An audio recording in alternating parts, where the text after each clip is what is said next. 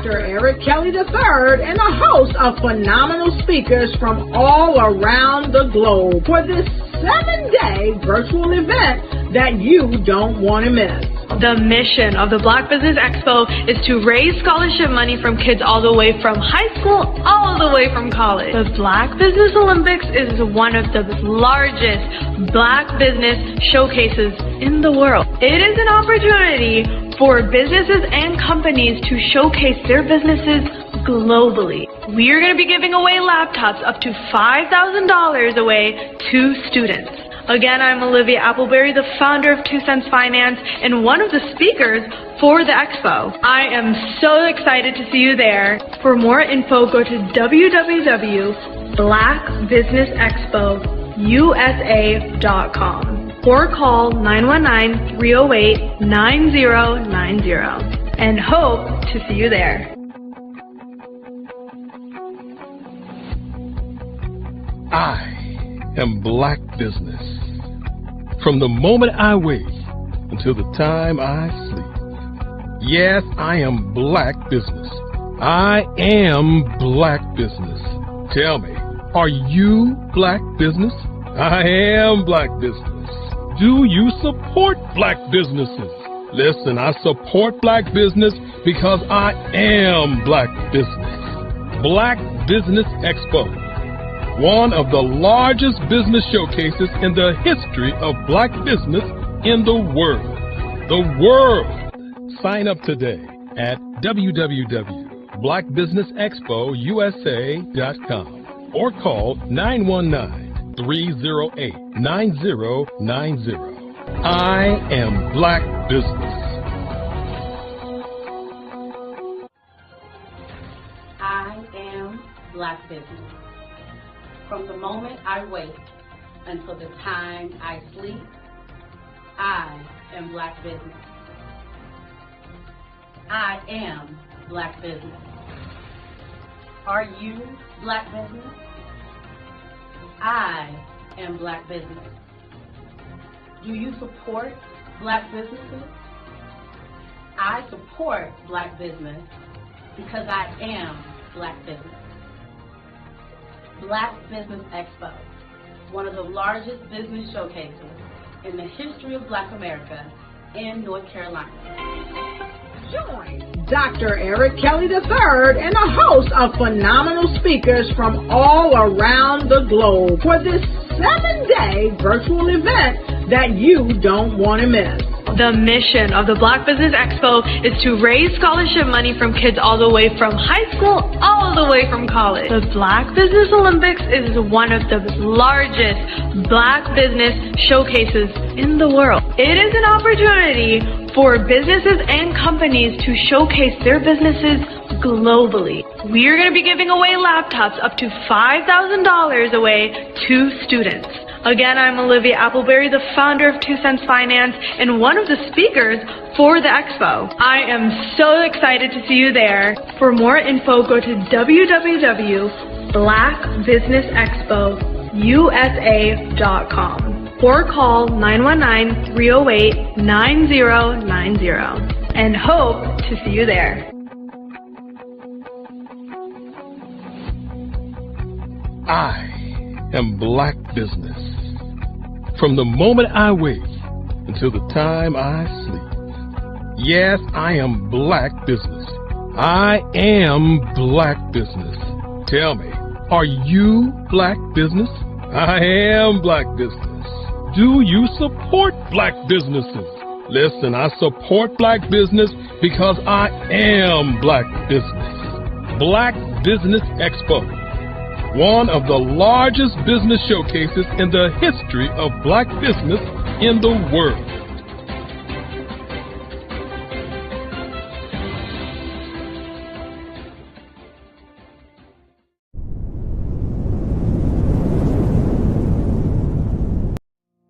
Did you know that approximately 333.34 million businesses exist today, according to a report from 2021? And you may be one of those businesses, or maybe you're not in the business market yet, but you're aspiring to be a business owner. Well, guess what? You're in the right place at the right time. Because let's face it, everything is about timing and opportunity. Hi, my name is Dr. Lotus Richey, and I'm the CEO and founder of the Lotus Richey Coaching and Consulting LLC, along with the Lotus Richey Ignite Show. 15 minutes of success with Dr. Lotus Richey, as well as books to boom your business and bring who you are. And today, I want to bring this amazing message to you about the Black Business Network and the Black Business Olympics. See, the Black Business Network and the Black Business Olympics is designed to help people just like you, that's right, that look like me, to take their business to the next level. Not just in your front yard or your backyard, but globally. The Black Business Network and Black Business Olympics is designed not to just help you survive, but to help you thrive. So join us today as we come together with businesses all around the world to support our students, our children, our young teens, our young entrepreneurs. What we do is we come together to help raise funds for students who are aspiring to be business entrepreneurs, who are aspiring and who are thriving in college. We endow them with a wonderful opportunity to gain scholarship of either a laptop or several thousands of dollars. And we invite you to help be a contributor to this amazing opportunity to help someone that looks just like you. So join us today at our website and let us connect with you and help you ignite and take flight in every area of your life on the Black Business Network and the Black Business Olympics. I'll see you on the other side.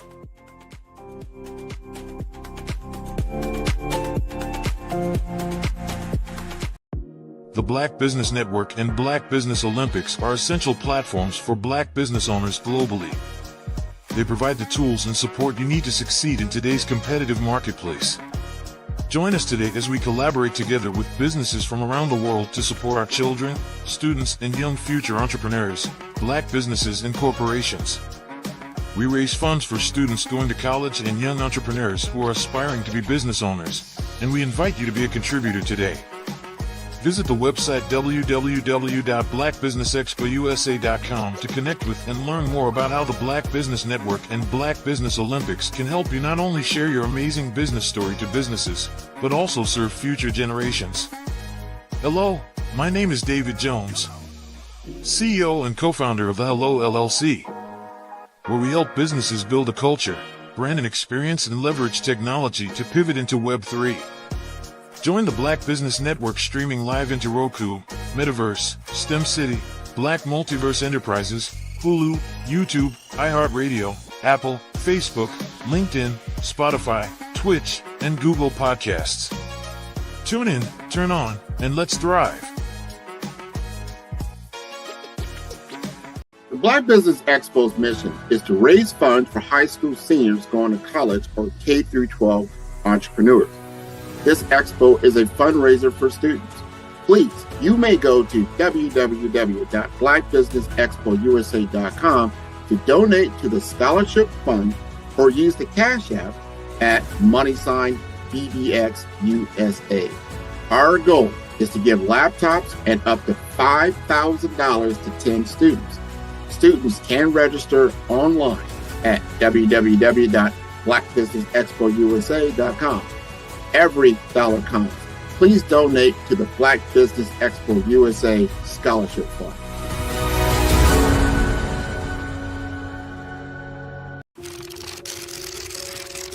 Bravery is not the absence of fear, but the ability to overcome it. We stand for those who defy suppression, who speak out, and those who walk the road less traveled. Everyone deserves to be seen and their voices to be heard. We're sparking a movement, growing a community of creators united by the desire for freedom, choice, equity, and ownership. At Fanbase, it's all for one and one for all. We support each other to guide, promote, and uplift you. and a place where you can unapologetically be yourself. A place where your voice, ideas, and creativity are not just welcomed, but celebrated. We are Black founded, minority funded, and supported by a diverse, inclusive, powerful community that believes in the strength of authenticity and individual choice. Regardless of success or background, we welcome you, the marginalized, the underappreciated, the successful, the superstar. We're for all who seek a space to express themselves freely, where they are rewarded for being their authentic, true self. We transcend labels because only we have the right to define ourselves. We are built for the brave, the culture, the creators, and for the future where everyone has the power to shape their own destiny, where all are empowered, voices are amplified, and freedom is embraced. For the first time, you have a chance to own the platform you helped make popular. It's a revolution, a movement in how we connect, create, and share.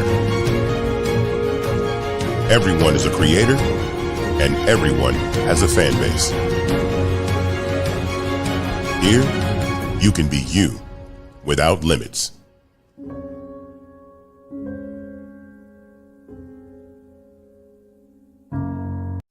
In today's competitive market, standing out is essential.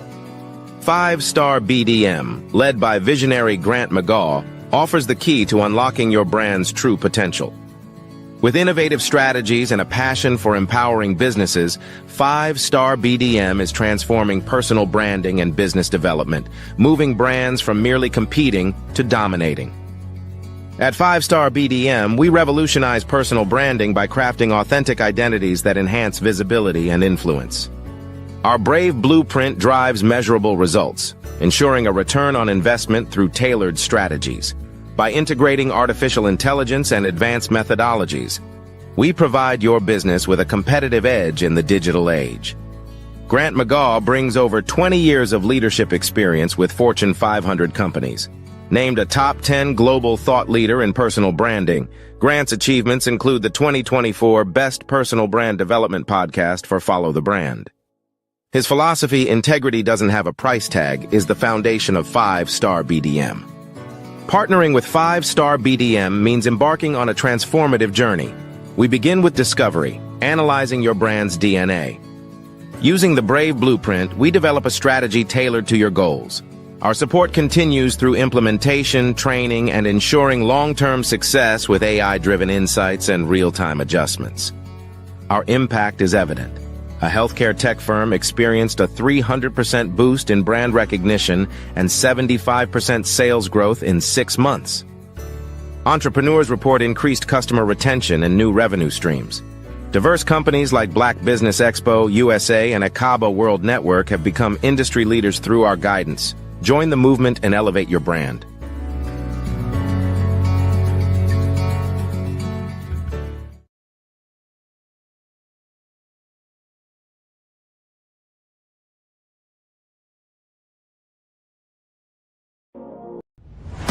Social media is evolving. It's more vibrant, more colorful, more energetic, and so are you. It's not just photos anymore. It's video, it's audio, it's subscriptions. And now there's Fanbase, a new monetized social network. Fanbase delivers the complete native app experience with full content monetization for every user. No algorithms that shadow ban your engagement or growth, and no ads.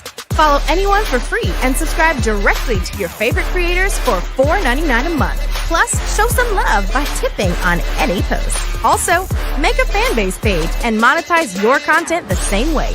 Finally, connect with your followers by posting the amazing content you already create. And now, get paid for it. It's time to energize and monetize, because everyone's a fan of something and everyone has a fan base. Absolutely. So our coaching program help people that have the lack of time, that lack strategies, and lack the confidence to go after their dream life. So we help them implement tools. We help them implement, I love to leave the inherited lack of finances or the education behind finances. But But it wasn't until I lost my firstborn, my only son, that life changed for me. And where I was going after it all, living the corporate life, hit my 6-figure income, and living in my dream house with my dream man, driving my dream car. Wow. I nearly lost it all when I lost my son. And so I realized it only takes one financial catastrophe that can change your entire life. That's what made me start All New Beginnings.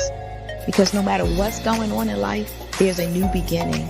And because of that, we develop a program called Wise Minded. My little slogan is, don't just dream it, let's live it. If they want to connect with you or work with you, what is the best ways for them to be able to do that? Well, for my social media guru, you can connect with me on every single social media platform as Tanya T. Wallace.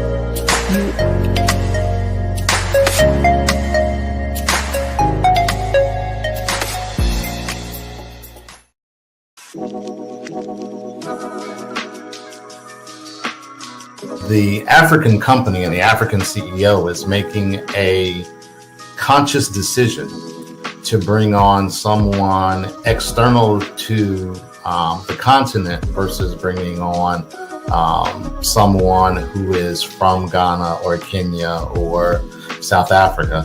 And so the skill sets of the people that we take through our executive leadership training program and ultimately on the placement, obviously have to be extremely high caliber. So what we look for are corporate executives at the vice president to C-suite level, as well as Black entrepreneurs. When we look at the Black corporate executives, we're looking for some very specific skill sets, whether that be around supply chain, sales and marketing, engineering, product development. We want our folks to be able to add immediate value to the corporate board, right? And the other thing is, even if they don't necessarily have specific industry experience, they're bringing a diversity of thought.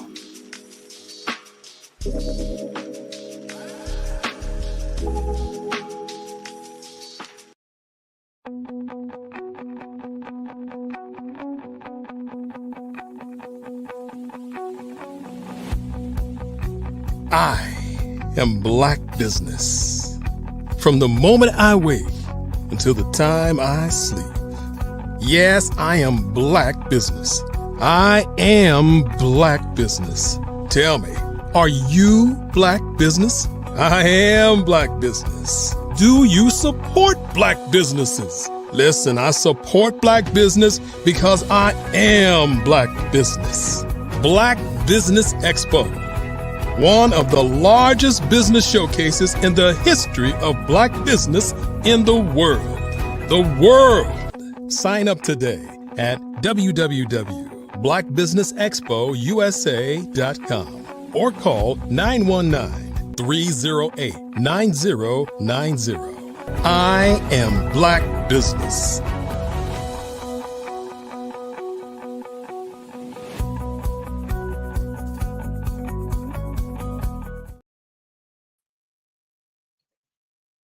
Good day, business owners. Good day, good day. Entrepreneurs, thought leaders, and corporations. Welcome to the Black Business Network. My name is Nikki Curry. I am your business moderator for this session of the Black Business Network. The Black Business Network is a 24-hour business network showcasing Black businesses, business owners, entrepreneurs, and thought leaders worldwide. We have speakers from North Carolina, London, Singapore, Africa, Japan, and cities all over the United States. The Black Business Network is a global community sharing business knowledge to empower, inspire, and educate businesses about business. Our speaker today is Ms. Lindsay Anderson. Lindsay Anderson is from Portsmouth, Virginia, the home of Missy Elliott. She's an empowerment speaker, workshop facilitator, and children's book author. As an executive director of Vision Driven 757, Lindsay champions youth and family support through impactful programs striving for equality and community betterment. I present to you Lindsay Anderson. Good morning. Good morning. Good morning. How are you? I'm so good. Thank you so much. How are you? I am well. I am so happy to be conducting this fireside chat with you. We're going to have a good time for about 40 minutes or so. We're going to get to know you, get to know your platform, and all the wonderful things that you're doing in the community. Like I said, Portsmouth, Virginia. Yes, a lot of great talent comes from Portsmouth, Virginia. Yeah, a lot, right? A lot. Absolutely, absolutely. So let's jump in. I read a little bit about your bio. But I want you to tell our listening audience and our viewers something that I didn't read. Tell us something juicy about you. Give us something. Give me something good to start this great morning off. So something juicy. So this year I have been awarded 4 different times for the work that I do in the community through different publications, both locally and nationally. So that has been an amazing feat for the work that I do, the work that my team does, and, just knowing that people see us. So it's been awesome to be recognized and to be accepted and, just seen for what we do out here. So I think that's really good, coming in. I think that was the cherry on the cake for this year. That's amazing. That's amazing. And that warms my heart, because when I hear recognition, that tells me leadership and value and impact. And I believe Lindsay Anderson's name is synonymous with impact. Thank you. And I really know that to be true. So let's talk a little bit about the work that you're doing. I also want to touch on leadership, vision-driven 757. Tell me a little bit about that. Okay. So Vision Driven 757 actually started out just as Vision Driven. It was supposed to be a small group of people coming together and kind of figuring out what entrepreneurship looked like. And in me trying to start this, I realized that as much as I wanted to help other entrepreneurs, my heart and my passion lied with helping young people. And so midway through planning and execution, it was a shift. And that's A-okay that we had to kind of shift focus and realign and figure out what our real purpose was, which was helping these kids. So Vision Driven became Vision Driven 757 to be more of a locality and tell people, when they heard the name, we're targeting this group right now. And for a long term, there's going to be several Vision Drivens for different area codes across the nation so that we can help these kids in the capacity that they need help. But it was all started with seeing a vision in my mind of just kids playing in the street, being happy and healthy, parents on looking from porches in the backyard in the front. I see community in my mind. And so that's what I work towards. That's the driving vision. The vision is me seeing a new community, a better community, and us taking the steps to get into that community that I see in my mind. Right. So are you in the space of a nonprofit with Vision Driven 757? Yes, a Vision Driven 757 is a 501c3 nonprofit organization. Perfect. Ooh, boy, we could talk about that nonprofit life. It's a lifestyle choice, most definitely. I like that. A lifestyle choice. I'm going to start using that.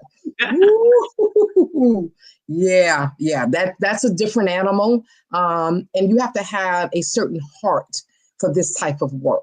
It is hard work, because most of us, we get into business for the for-profit side. We understand that. But we also understand that when you're in the nonprofit side, especially nonprofit leadership, you have to run it like a business, because you definitely need money to operate.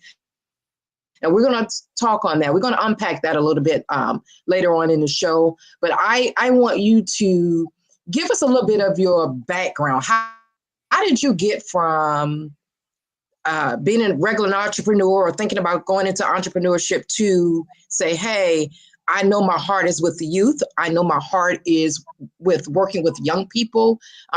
Was any of this a part of your background or your childhood, or did you have any type of experiences in your past that kind of led you down this path? So it's a number of things. As a young person, I've always felt uneasy about things not being fair for people. I used to cry at like the sight of homeless people, and I wanted a farm so I could have an animal shelter and bring all these unhoused animals. Like my heart is just always been that. And if you can go back to me being 6 and 7, I had notebooks on notebooks on notebooks of ideas that I wanted to execute to help people, raise money for different groups and organizations. Like this has always been me. But I was told, I'm too small, or like I need to grow up first, or I need to do all these things. And so I said, okay. And I waited until I got older. When I went to college, I didn't really know what I wanted to do or, who I wanted to be. All I knew is I wanted to help people. And I was trying to figure out how I could help people the best way that I knew how. And I've always had a passion for words. I think they have power. And I think that I use my words very well. So I invested in a skill set going into college. I didn't know what I wanted to be, but I knew I spoke well. So I majored in communications and took that skill set. And I knew that if I could convince any audience of my ideas or my thoughts and they could receive it and understand it, then I could basically do anything I wanted. But coming out of college, I was first generation college. No one in my family could tell me about student loans or like the proper way to go about things or internships. No one close to me in my close circle had the knowledge to give me to get where I was trying to go. So with that mindset and with that idea, I set out to try to help these young people get the information that no one in their close proximity can tell them. So many things are supposed to start at home, but if the home doesn't have the equipment, it can't start there. And these shouldn't lack just because someone in their family or someone in their close proximity doesn't have the skill set or the map or the decision-making skills to get them where they're trying to go. So, that's where the community comes in. That's where the village comes in. And for my mentality behind this thing, it's like, if I can help one kid learn something that I wish I would have known being 14 or 15 or 16, then I've done my part to create a better adult that can make decisions for their life, for their family, for their community. And that's been the whole thought process behind this whole thing. Like, help somebody know what you wish you would have known. Help these kids. That's it. We say it as adults all the time, like, dang, I wish somebody would have told me that, or wow, if I had known that when I was 14, who knows what I could be right now. It's like, great. Yeah, you with that realization, let's just go ahead and do it then. Because who knows what this 14-year-old will be, or who knows what that 15-year-old will be. And then that way, we know that we've done our part in creating. Awesome. Listen, I wonder if we're related, because I'm listening to you and I'm going, wow, that sounds like me. That sounds like my background. Those are some of the thoughts I had as a youngster. It's like, wow, I wanted to help. I could see some things that wasn't right. And I've always been that champion for the underdog. Woo, we need to check our lineage. We may be related. Okay, let's talk about being a leader in this nonprofit space. And I know you have some other things that you're working on as well. You've been awarded different accolades and different types of recognition, but I want to talk about some of the challenges. Most people look at you from the other side and say, oh, she has it going on. Life is good for her, but they don't know what's happening behind the scenes. They don't know the silent battles that you're facing as a leader in this mission-driven venture that you're on. They don't understand some of the things that you go through on a day-to-day basis. Let's talk about some of the challenges that you're dealing with or that you've dealt with in the past. Do you want to expound on that? What is it like as a leader of something that you're building a legacy? Talk to us about how do you deal with your challenges? Maybe give us an example and how you overcame that challenge. To give us some insight on that, please. Yeah. So being a leader, especially in this nonprofit space, has a host of challenges, and nothing is more than you can handle if you set out to do what you set out to do, right? But what I found is that because this is hard work and because you do this work from your heart, and for the community, you lean in a lot with your emotions more than anything, and so that gives you space to get your feelings hurt in more ways than one, professionally and personally. I've had situations where it looked like we were helping a family, we thought we were helping a family, but when it came out, the family didn't really need the help, they just wanted extra support.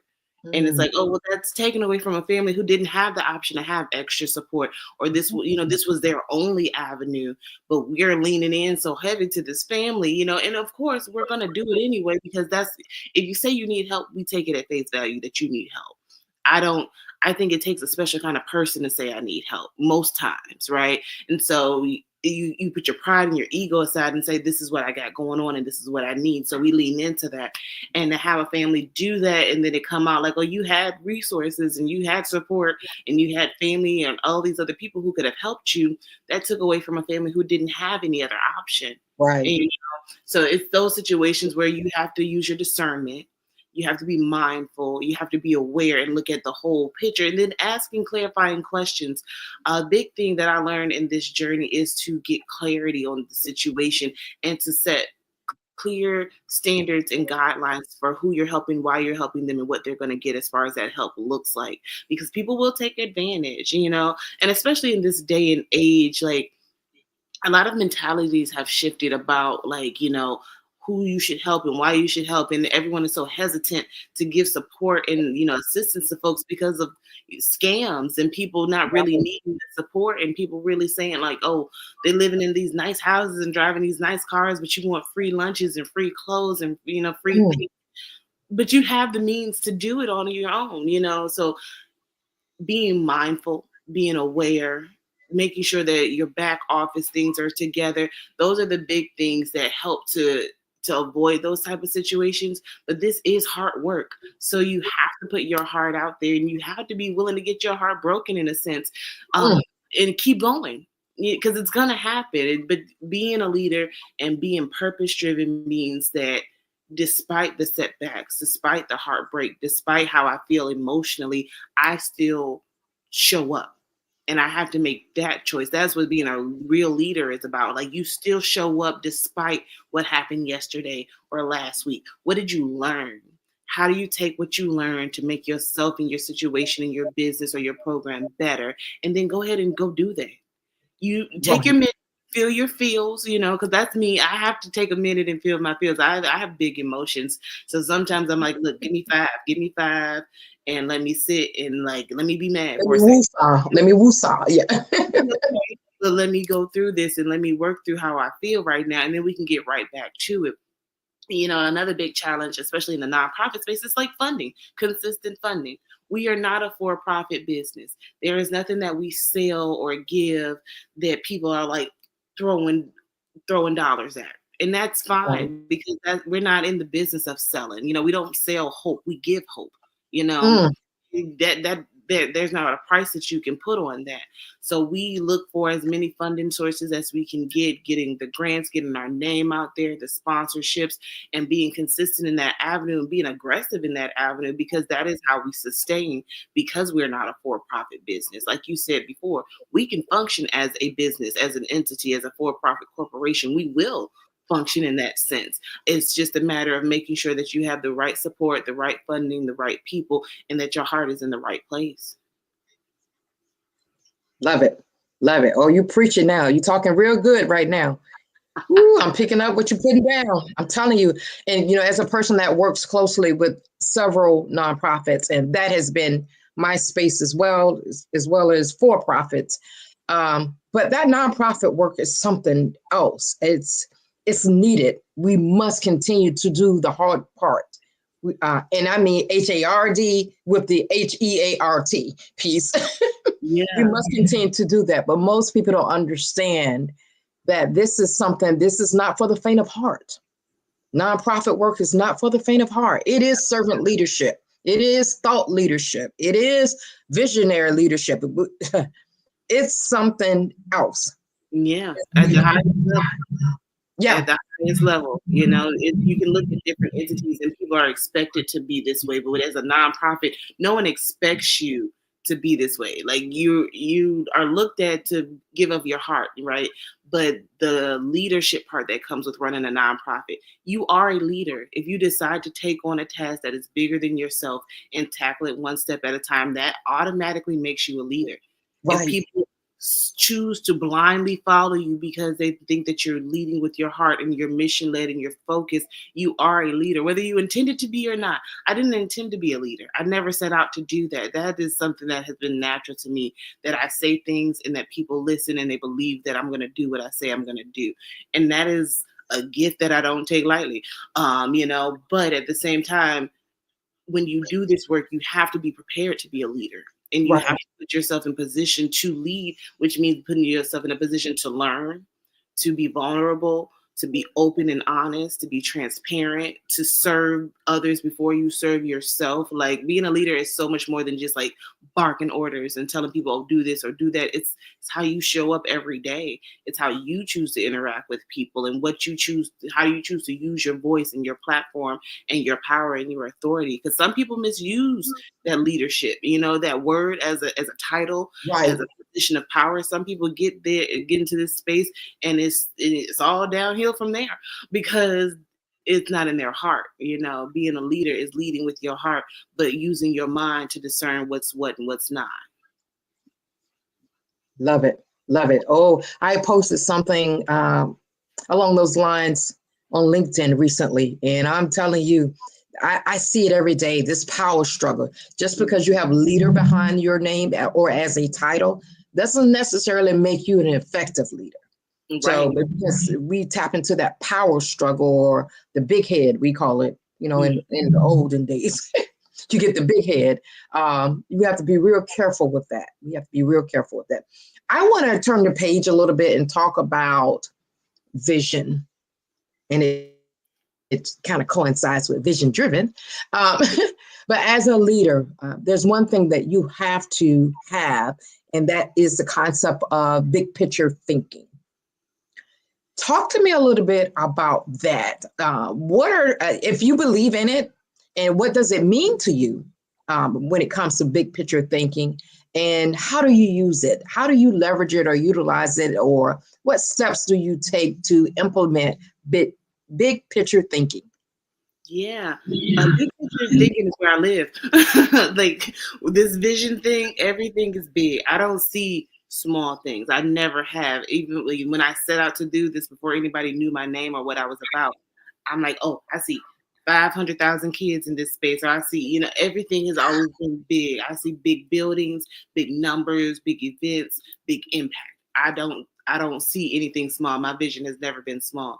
So in knowing that, I have to reverse engineer a lot of my thought process because I always start at the top. My vision is at the top. And I know that now, going into it, I didn't know it. I didn't understand it. I thought that's where my starting point was. And I had to do a lot of self-work and self-reflection to realize that my vision is big vision. And so come on back. Let's scale it down. Where can we start to get to where you're trying to go? And that's the whole vision driven thing. Where do we need to start, and what course of action do we need to take to get to the big vision? So it's always been a thing where that's where I'm going. I'm going for the big vision because it's not just like one space or one person or one thing. It's a community. It's an area. It's an impact. And that is more than just, something small. So I had to learn how to reverse engineer and say, where can I start? What's most feasible as something that's small and obtainable that I can do right now? What do I have my hands on? What resources do I have? Who am I connected to that can get me started? Because I know where I'm trying to go. I just don't have all the steps. But if I can start, then I can see what the next step might look like. And if I take that step, then I can see a little bit more clearly and I can see what the next step looks like. And everything becomes a build upon. Taking those smaller steps helps you to really see the big picture in its fullness, because then you can look at the small details. Because I'm very, very meticulous with the small details. I think that's what makes the things that I do work and pop and be as impactful as they are, because I nitpick. And then you can call it what you want to call it, but that is effective. The The little details matter, the little things that people overlook or don't even think about. When you think about them and you present them to somebody, then that shifts their perspective and their mindset. Like, oh, I didn't even know I needed this. And now I have this. And it's like, yeah, because you got to think about the little things. So I think being big picture minded is beautiful because you know where you're going. But in order to be effective, you have to look at the small picture and the small details and the little things, because it's like a puzzle. You need all 100 pieces to make that big picture. Right. If you're missing one and you only got 99, now the person doesn't have an eye, or now the flower is missing a petal because you're missing that one piece and the picture's off. The big picture's off, So you have to have that duality in knowing what the big picture is and knowing what you're going for, but being mindful of where you are and knowing what your next step is, because those small steps are how you get to the big picture. Right. Great answer. Great response. Once again, I think we're related. I really do. Now let's stay on that for a little bit, just for a little bit. Big picture thinking leads to big goals, big results, right? I'm sorry. Big picture thinking leads to big goals, big implementation, action, right? How do you put this all together? Do you have a framework or a methodology that you use, an action plan for achieving these goals and these dreams that you set out to do? You don't have to share any proprietary information, but give me something that, like, I know the work that you do, and I know the work of nonprofits, effective and impactful nonprofits. And I know it's not easy. So you have to have some sort of system, a strategic plan. How do you accomplish these things that you set out to do? So starting out, I'm fearless. If I'm honest, there's nothing I can't do. You can't tell me I can't do something. So it's a lot of just like, I'm going to try something. I'm going to try this and see if it works. And if it doesn't, that's okay. I'm going to try something else. It's a lot of trial and error. I fail a lot more than people know, or a lot more than people give me credit for, because, stuff just doesn't always work out. But instead of being down on myself about things not working out, or instead of, saying, oh, well, this is just a bust, I take that and I apply it to whatever my strategic plan is. Like, I always start out with a plan. It might be a rough outline. It might be missing some spaces. I might have to skip a couple lines because I don't know what I'm doing right here. But there's always some rough outline of a plan. And like I said before, I just start taking a step. Like, okay, I know what step one is. We're going to do that. And we're going to see how it feels in. And once things start making sense, then that's where I go back and I'm like, okay, this is going to be most effective next time. Everything I do is for next time. I can only do what I can do right here, right now. But what the end result is what the blueprint is for me to do it again. When I did my first conference back in 2018, I had 55 kids there. I had 6 speakers there, and it was great for what it was. That's what I started with. But going into, the next conference that we're doing, we have a whole building of 4 floors. We will have 250 kids. We will have at least 50 participants as far as vendors and panelists and judges and speakers. So I didn't know what I was doing in 2018 when I started this. You couldn't have told me in 2018 that this was going to be what it is now. But you kept going, you keep going. Like I figured out what worked, and then I scrapped what didn't work. It's trial and error. Trial and error is how you build your strategic plan. Trial and error is how you determine, what's going to work most effectively for you. Write it down. And then once it's done, go back and revisit that plan so that you can revise it to be most effective the next time.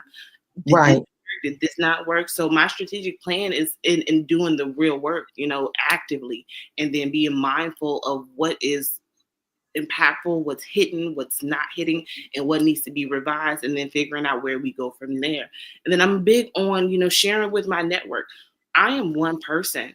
So I have to tell people what I'm trying to do because I don't know who has the resources, the tools, the connections, or the support that can get me to where I'm trying to go. So I'm always going to be open and honest and transparent about, what I'm doing, because that also plays a part in me creating an effective strategy. Because I don't like being the smartest person in the room.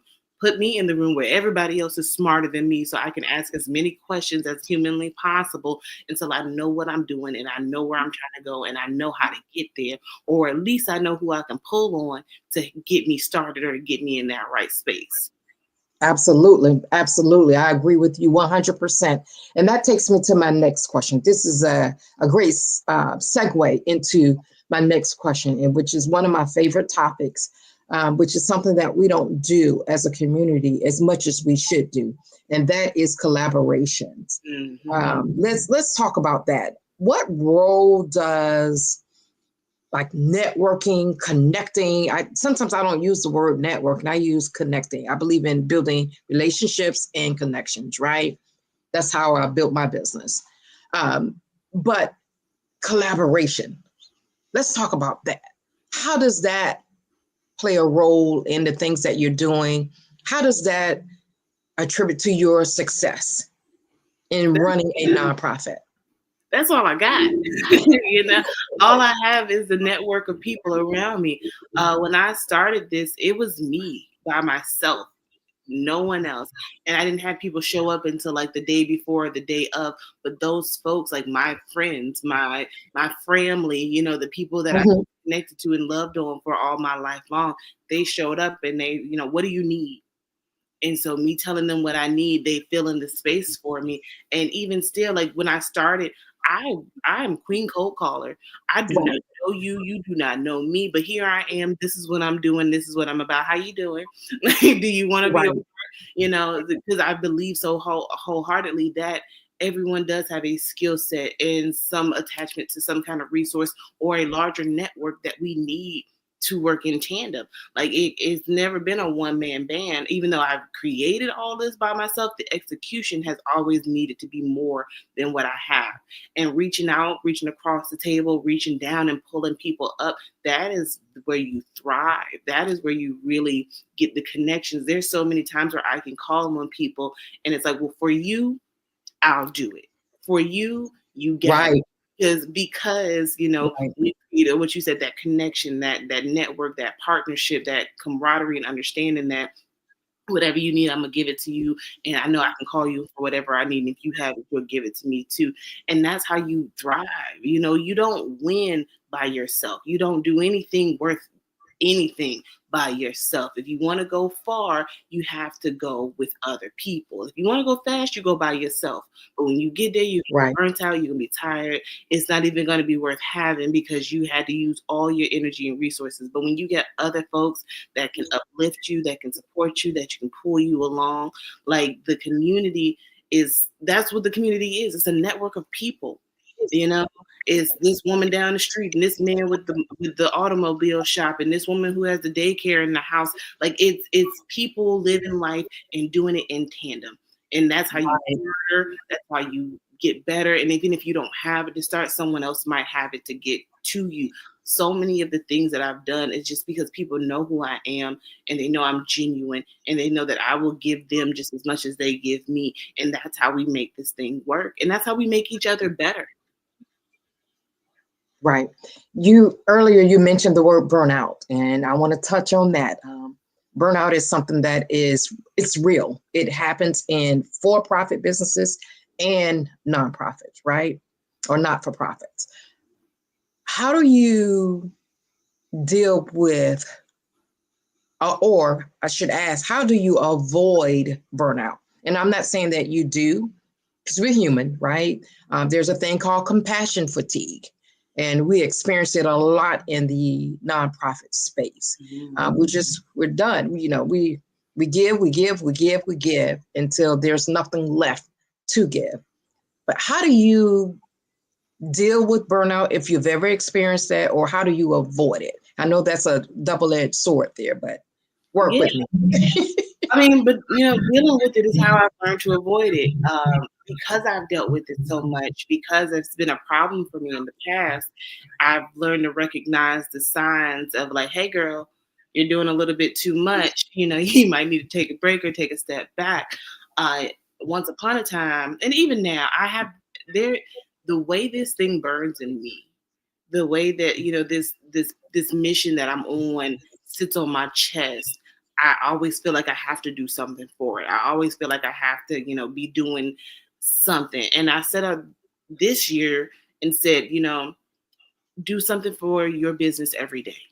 That's right. It doesn't have to be that you spend your whole day on the business or 5, 6, 7 hours on the business after you've worked your full-time job or anything like that, but just do something for the business every day, whether it's, just having a moment to sit down and review the goals and just see where you at, and just taking a minute to reflect, or whether it's like really answering all the emails and outlining the business or whatever the case may be.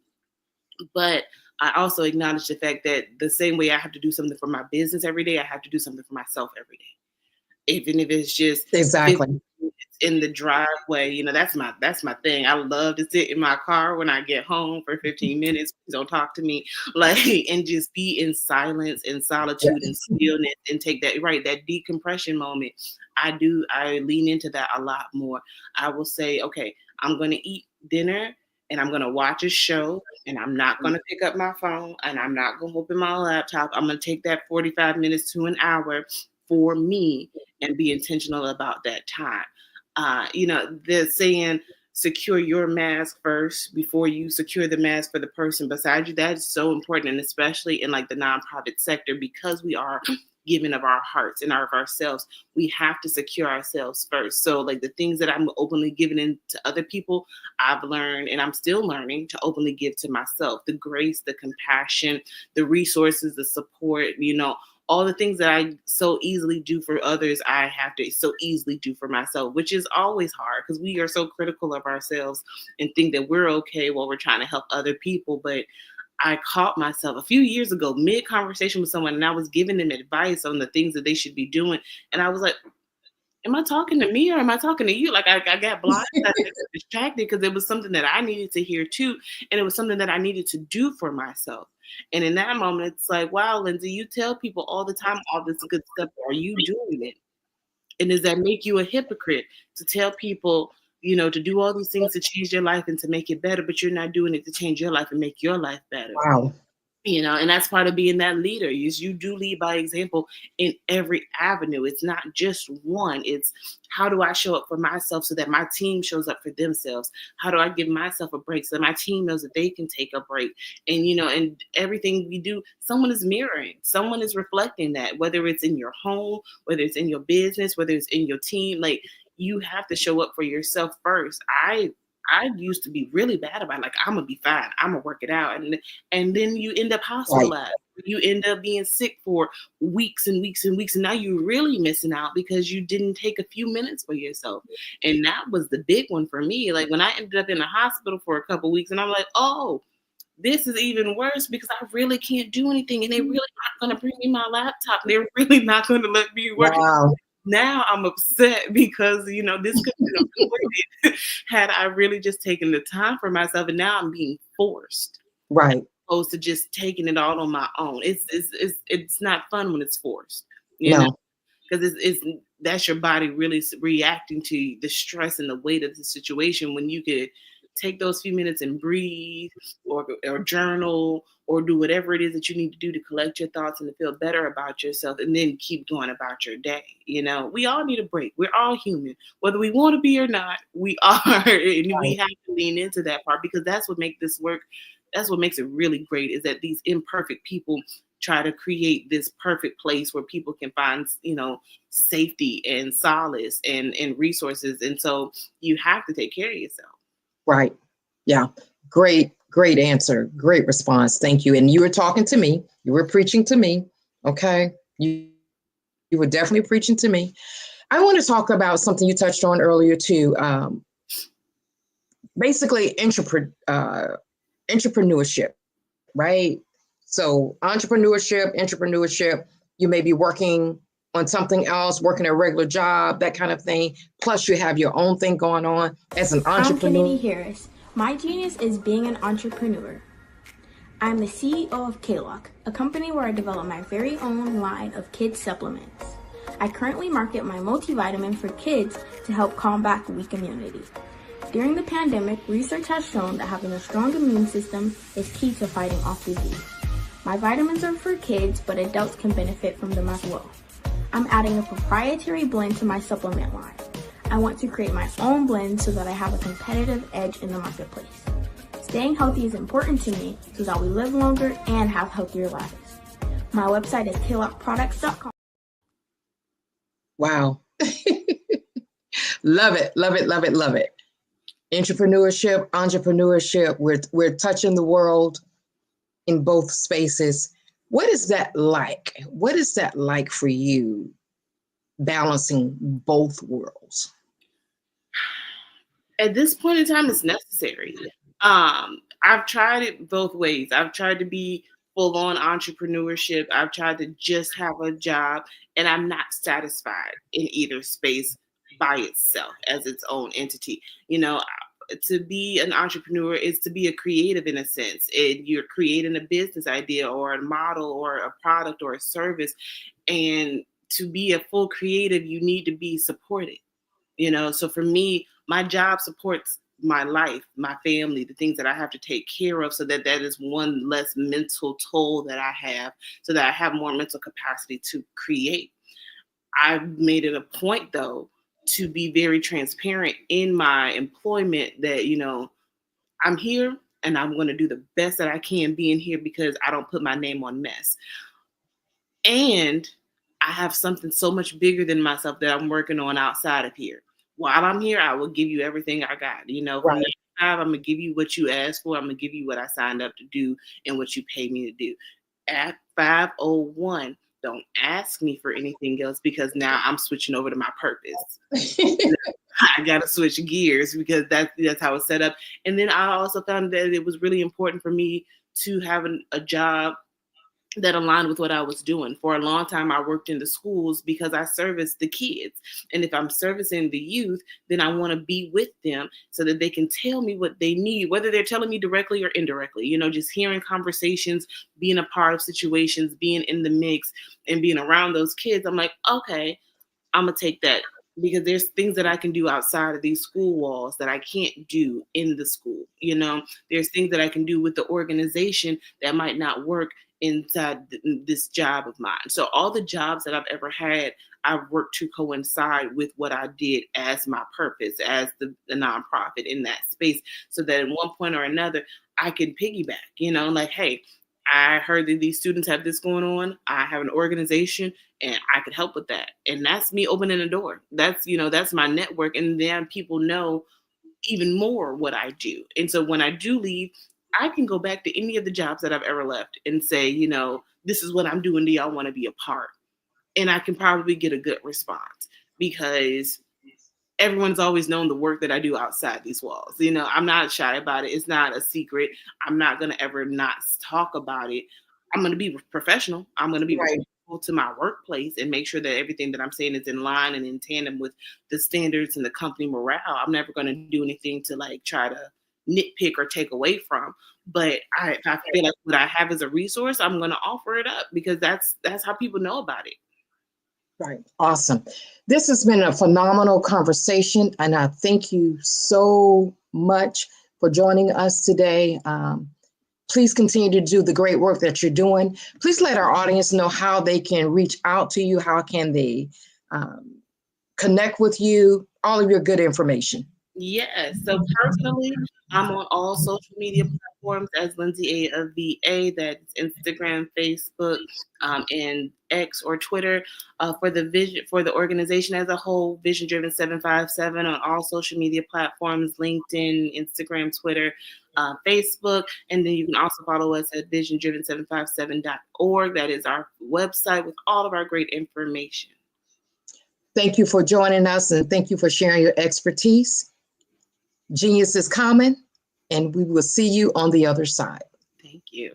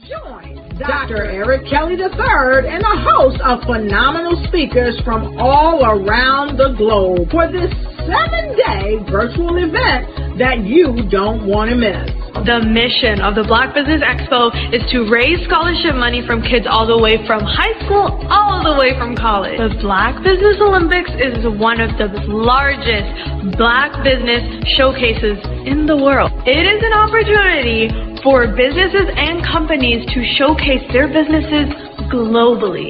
We are going to be giving away laptops up to $5,000 away to students. Again, I'm Olivia Appleberry, the founder of 2 Cents Finance and one of the speakers for the expo. I am so excited to see you there. For more info, go to www.blackbusinessexpousa.com or call 919-308-9090 and hope to see you there. I am Black Business. From the moment I wake until the time I sleep. Yes, I am Black Business. I am Black Business. Tell me, are you Black Business? I am Black Business. Do you support Black businesses? Listen, I support Black business because I am Black Business. Black Business Expo, one of the largest business showcases in the history of Black business in the world. The world! Sign up today at www.blackbusinessexpousa.com or call 919-308-9090. I am Black Business. I am Black Business. From the moment I wake until the time I sleep, I am Black Business. I am Black Business. Are you Black Business? I am Black Business. Do you support Black businesses? I support Black business because I am Black Business. Black Business Expo, one of the largest business showcases in the history of Black America in North Carolina. Join Dr. Eric Kelly III and a host of phenomenal speakers from all around the globe for this 7-day virtual event that you don't want to miss. The mission of the Black Business Expo is to raise scholarship money from kids all the way from high school, all the way from college. The Black Business Olympics is one of the largest Black business showcases in the world. It is an opportunity for businesses and companies to showcase their businesses globally. We are going to be giving away laptops up to $5,000 away to students. Again, I'm Olivia Appleberry, the founder of 2 Cents Finance and one of the speakers for the expo. I am so excited to see you there. For more info, go to www.blackbusinessexpousa.com or call 919-308-9090 and hope to see you there. I am Black Business. From the moment I wake until the time I sleep. Yes, I am Black Business. I am Black Business. Tell me, are you Black Business? I am Black Business. Do you support Black businesses? Listen, I support Black business because I am Black Business. Black Business Expo, one of the largest business showcases in the history of Black business in the world.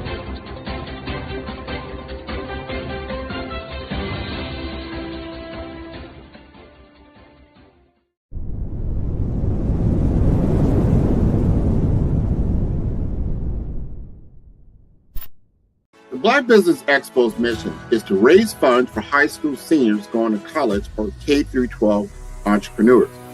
This expo is a fundraiser for students. Please, you may go to www.blackbusinessexpousa.com to donate to the scholarship fund or use the Cash App at #BBXUSA. Our goal is to give laptops and up to $5,000 to 10 students. Students can register online at www.blackbusinessexpousa.com. Every dollar counts. Please donate to the Black Business Expo USA Scholarship Fund.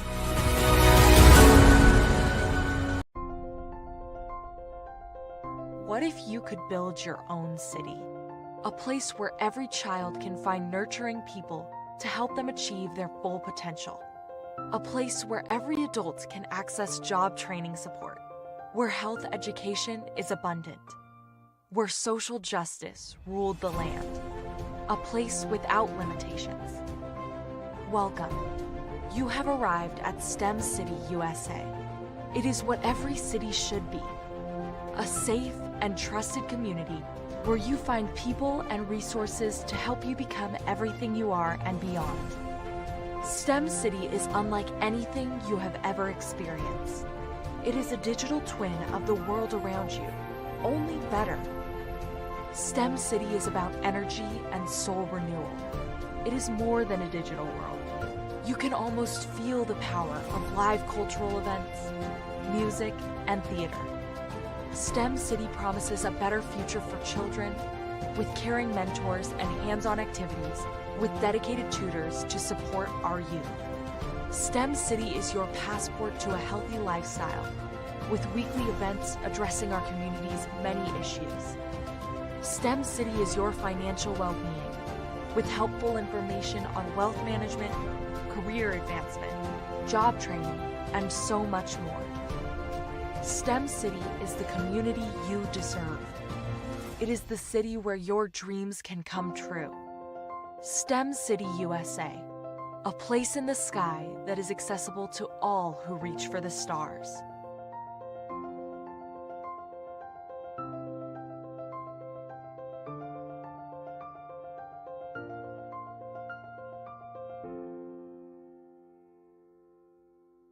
I was born in a little village on the island of Haiti.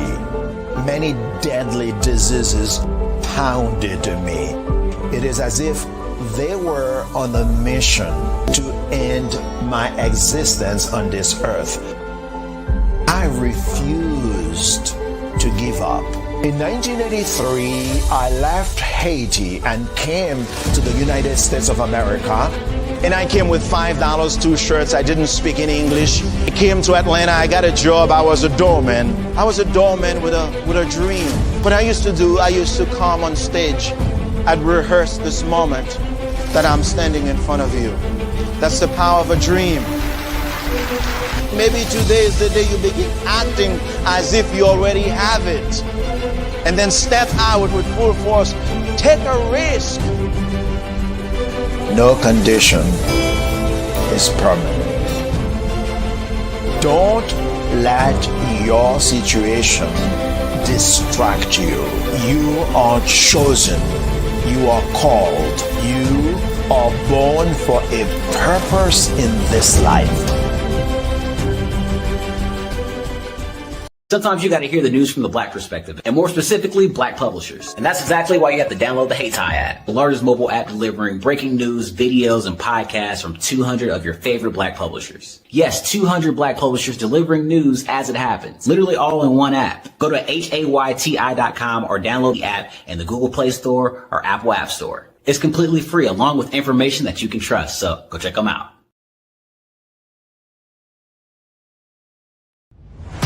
Social media is evolving. It's more vibrant, more colorful, more energetic, and so are you. It's not just photos anymore.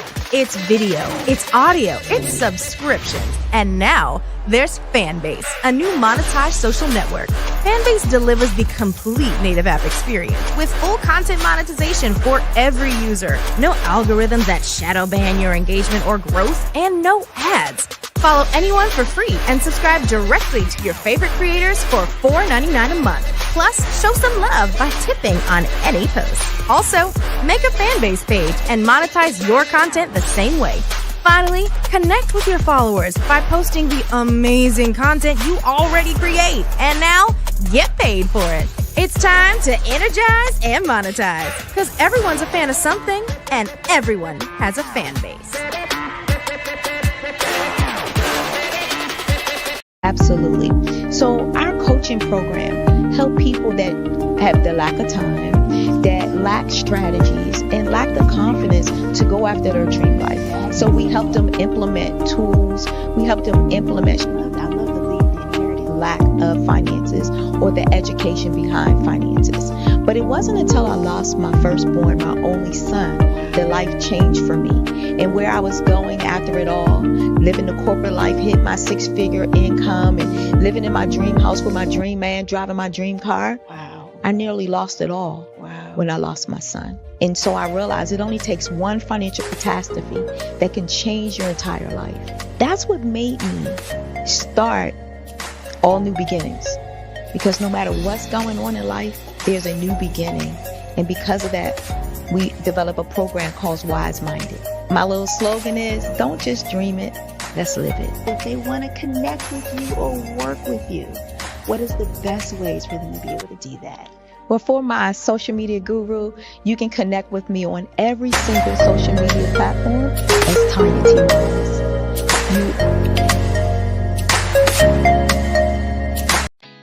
Did you know women represent just 3% of Fortune 500 CEOs and less than 15% of corporate executives at top companies worldwide? Have you wondered what the secrets are to getting into the top ranks, whether in the private or public sector? Do you want to figure out how to stop being held back in your career or passed over for promotion? Then you're in the right place. Hi, I'm Dr. Madeline Ann Lewis, President and CEO of the Executive Women's Success Institute. I have decades of experience in the military, the federal government, and corporate America. And my mission is to help women succeed and tap into their full potential. I want to reach 1 million+ women around the world to become the leaders they are meant to be. So if you want to move into a management or executive level position, or maybe you are a female veteran transitioning out of the military into business entrepreneurship, then reach out to the Executive Women's Success Institute at 301-693-3284. Let us get you on the fast track to success.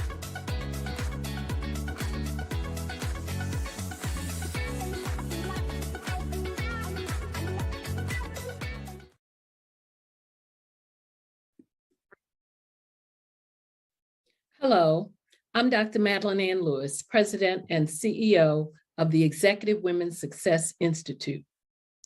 And my genius is helping women accelerate the path to success. You know, I was blessed to have strong women in my life who encouraged, motivated, and pushed me to do my best and to never even think about giving up on my dreams. So I say to women, we must show up to rise up. We have talents and potential, but who will see them if we don't speak up and get noticed? I know. Over the past few years, we've seen the growth of existing and new initiatives focused on financial inclusion, building global networks, and reducing the wealth gap in response to the idea there's not enough seats at the table. Whether their outcomes are to increase the representation of Black executives on corporate boards, ensure an inclusive global economy, or to create new U.S. African commercial pathways, the strategies are often carried out by separate programs. The question is, should they be? With the continent of Africa being home to more than half of the world's fastest growing economies, the youngest workforce, over 400 companies generating more than $1 billion annually, 700 generating more than $500 million annually that are poised for growth, and being the destination of nearly $5 billion in venture capital in 2021. The diversifying U.S. and Africa commercial engagement by building bridges between African businesses and their U.S. diaspora should begin being seen as mutually beneficial. From helping to reduce Africa's enormous capital gap to catalyzing two-way trade opportunities, the COVID-19 global pandemic hopefully has taught us that global challenges and opportunities are more interconnected than we thought. During the pandemic, African companies like Unicorn Flutterwave, insurance provider Reliance Health, ride-hailing app Yasir, and 54Gene, the continent's first bank of DNA on people of African descent, prove that when African companies have access to networks, capital, and information, they grow big, grow fast, and create solutions that are valuable to the world. This is why Be Direct was created. We are the first U.S.-based but African-centric board preparedness and board search company designed to connect U.S. Black talent and corporations to African businesses. Unique and fundamental to Be Direct's success is our process of helping board candidates adapt their experience and networks to an African context before they're connected to high-growth companies that are looking to locally and globally scale. From our focus groups with African business execs and government leaders, we don't ignore the sentiment that business is easy, but people are hard. Having a pool of board candidates with hard-to-access networks and extensive experience across the business lifecycle, including successfully raising capital, is table stakes for an initiative like this. So yes, we have that. But corporate or entrepreneurial success in the U.S. does not guarantee success in Africa. Developed alongside industry partners on the continent, our training program, Be Direct Prep, is designed to transpose their experience to create cultural comfort, understanding, and a commitment to helping businesses in Africa scale. Our board governance sessions are African continental and country specific, integrated with cultural awareness and dexterity training, masterclasses led by African industry execs, and mentoring and coaching from African continental-based facilitators. But even more unique to Be Direct Prep, we cap off our training program with an immersion trip to help candidates that have not been to Africa before see and feel Africa's complexity and opportunity from African soil. We all know traditional network-based board placement has historically left a lot of us out of ever really being in the paid board pipeline. Our strategy supports the work of many great organizations that are successfully filling seats at U.S. board tables by creating more tables for those that are still left on the sideline. It's time to start seeing the role and value of U.S. Black talent and businesses on the continent of Africa differently. Old perceptions and habits limit economic inclusion. Let's transition Black talent and the African businesses they will support from the periphery of the global economy to its core. Living in a global lockdown, we all know now how fast local and global economies can change, and see the value of having businesses that hire, strengthen local value chains, and even grow globally. Status quo in any form holds back progress. We must democratize U.S.-Africa commercial engagement by socially and economically connecting cultures that have long been disconnected. It's time for Africa's U.S. diaspora to redefine their global value by helping African businesses scale continentally and globally.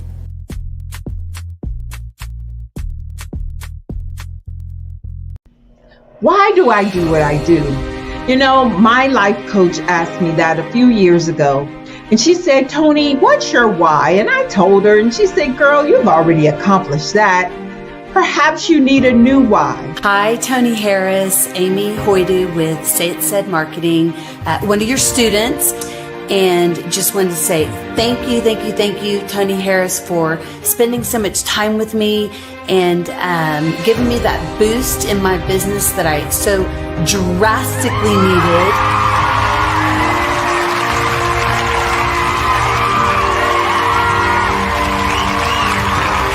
My why is to touch, move, and inspire my clients to take drastic steps to be better than they were before they met me. I'm a resource, I'm a connector. I want to help people build deeper relationships that are beneficial to their life and business. That's what I do best. So, first thing you got to do is show up.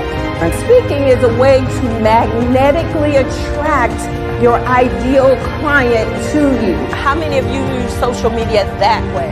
Absolutely, and this is how you look to the world. Drastic steps are the steps that are needed to be successful. And my business is drastic denotes a mindset. Getting out of your comfort zone. Doing something that you don't necessarily feel comfortable doing, want to do, but you know it's a necessary step to be successful in your business. I get the most satisfaction when I see my connections flourishing into relationships long after I am gone. Hi, my name is Jasmine Augustine with Media Jasmine, and I've joined several networking and referral groups in the area. And Network in Action Northeast Houston with Tony Harris Taylor is one of the best organizations that I've joined. I love that piece of what I do, and it is what fuels my fire.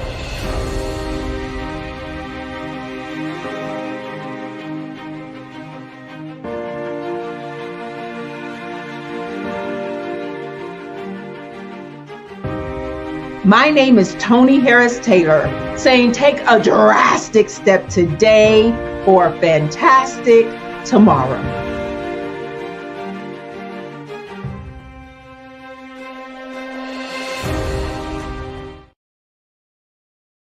Over the past few years, we've seen the growth of existing and new initiatives focused on financial inclusion, building global networks, and reducing the wealth gap in response to the idea there's not enough seats at the table.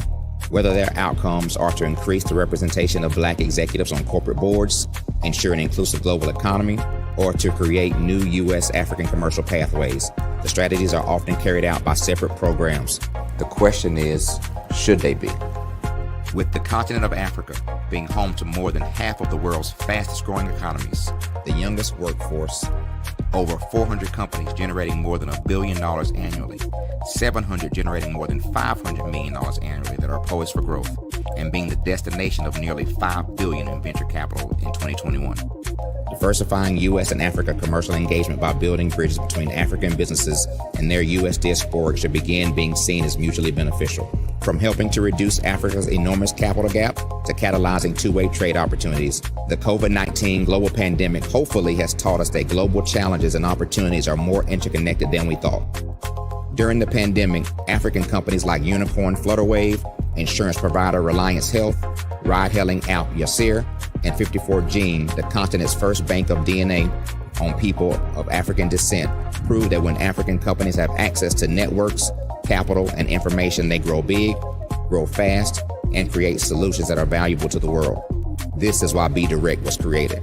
We are the first U.S.-based but African-centric board preparedness and board search company designed to connect U.S. Black talent and corporations to African businesses. Unique and fundamental to Be Direct's success is our process of helping board candidates adapt their experience and networks to an African context before they're connected to high-growth companies that are looking to locally and globally scale. From our focus groups with African business execs and government leaders, we don't ignore the sentiment that business is easy, but people are hard. Having a pool of board candidates with hard-to-access networks and extensive experience across the business life cycle, including successfully raising capital, is table stakes for an initiative like this. So yes, we have that. But corporate or entrepreneurial success in the U.S. does not guarantee success in Africa. Developed alongside industry partners on the continent, our training program, Be Direct Prep, is designed to transpose their experience to create cultural comfort, understanding, and a commitment to helping businesses in Africa scale. Our board governance sessions are African continental and country specific, integrated with cultural awareness and dexterity training, masterclasses led by African industry execs, and mentoring and coaching from African continental-based facilitators. But even more unique to Be Direct Prep, we cap off our training program with an immersion trip to help candidates that have not been to Africa before see and feel Africa's complexity and opportunity from African soil. We all know traditional network-based board placement has historically left a lot of us out of ever really being in the paid board pipeline. Our strategy supports the work of many great organizations that are successfully filling seats at U.S. board tables by creating more tables for those that are still left on the sideline. It's time to start seeing the role and value of U.S. Black talent and businesses on the continent of Africa differently. Old perceptions and habits limit economic inclusion. Let's transition Black talent and the African businesses they will support from the periphery of the global economy to its core. Living in a global lockdown, we all know now how fast local and global economies can change, and see the value of having businesses that hire, strengthen local value chains, and even grow globally. Status quo in any form holds back progress. We must democratize U.S.-Africa commercial engagement by socially and economically connecting cultures that have long been disconnected. It's time for Africa's U.S. diaspora to redefine their global value by helping African businesses scale continentally and globally.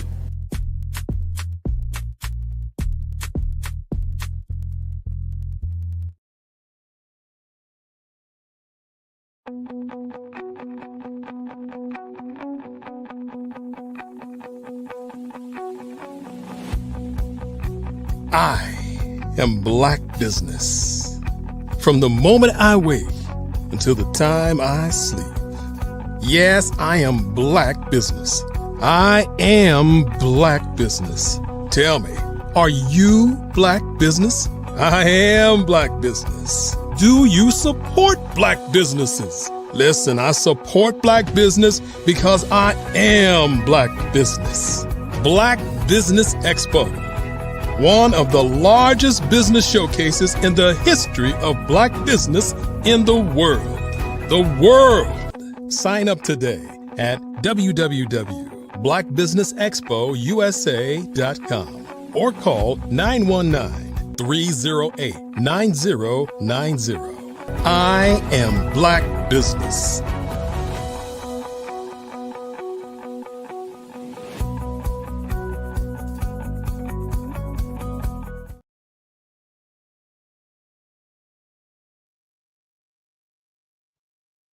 Good day, business owners, entrepreneurs, thought leaders, and corporations. Welcome to the Black Business Network. My name is Nikki Curry, and I am your business moderator for this session of the Black Business Network. The Black Business Network is a 24-hour business network showcasing Black businesses, business owners, entrepreneurs, and thought leaders worldwide. We have speakers from North Carolina, London, Singapore, Africa, Japan, and cities all over the United States. The Black Business Network is a global community sharing business knowledge to empower, inspire, and educate businesses about business. Our speaker today is Latanya Shante. I believe I'm pronouncing that correctly. Latanya Shante is a multifaceted professional with extensive experience in dance, grant writing, and nonprofit leadership, something near and dear to my heart. Wow. I can't wait to get her here on this show with me because I am ready with my pen and paper. Latanya Shante, please join me on the stage. If not, We're gonna talk about something that's really interesting. Previously, I had a conversation with a young lady that runs a nonprofit, and she's been doing it for a while. She started off in the regular side of entrepreneurship, and it is something that the Black Business Network has been doing, helping Black businesses and nonprofits find their way, giving them a platform to help the youth, help business owners as well. So the Black Business Network is something that's promoting scholarship, raising scholarships, raising funding for our youth. And I can't wait to talk about that a little bit more. I can't wait to dive in. So for those of you that really want to support Black businesses, Black-owned businesses and nonprofits, please support us. We have a scholarship fund. We have things that we're doing. We're trying to buy laptops for our youth. We're trying to buy laptops for those that are in need. And the Black Business Network is that platform where you should be willing to share, provide your expertise, provide your skill sets, all of that, give your funding. We definitely need your funding. So we thank you. We thank you for those that have provided information and funding for us to continue to do this good work. So while we're waiting on our next speaker, I want to talk to you all a little bit about helping businesses. Now, as a Black-owned business owner myself, I understand the need for getting awareness, for getting our name out, to make sure people know we exist. So here are a couple of things that we can do to support each other and to support our own needs, support our own platforms.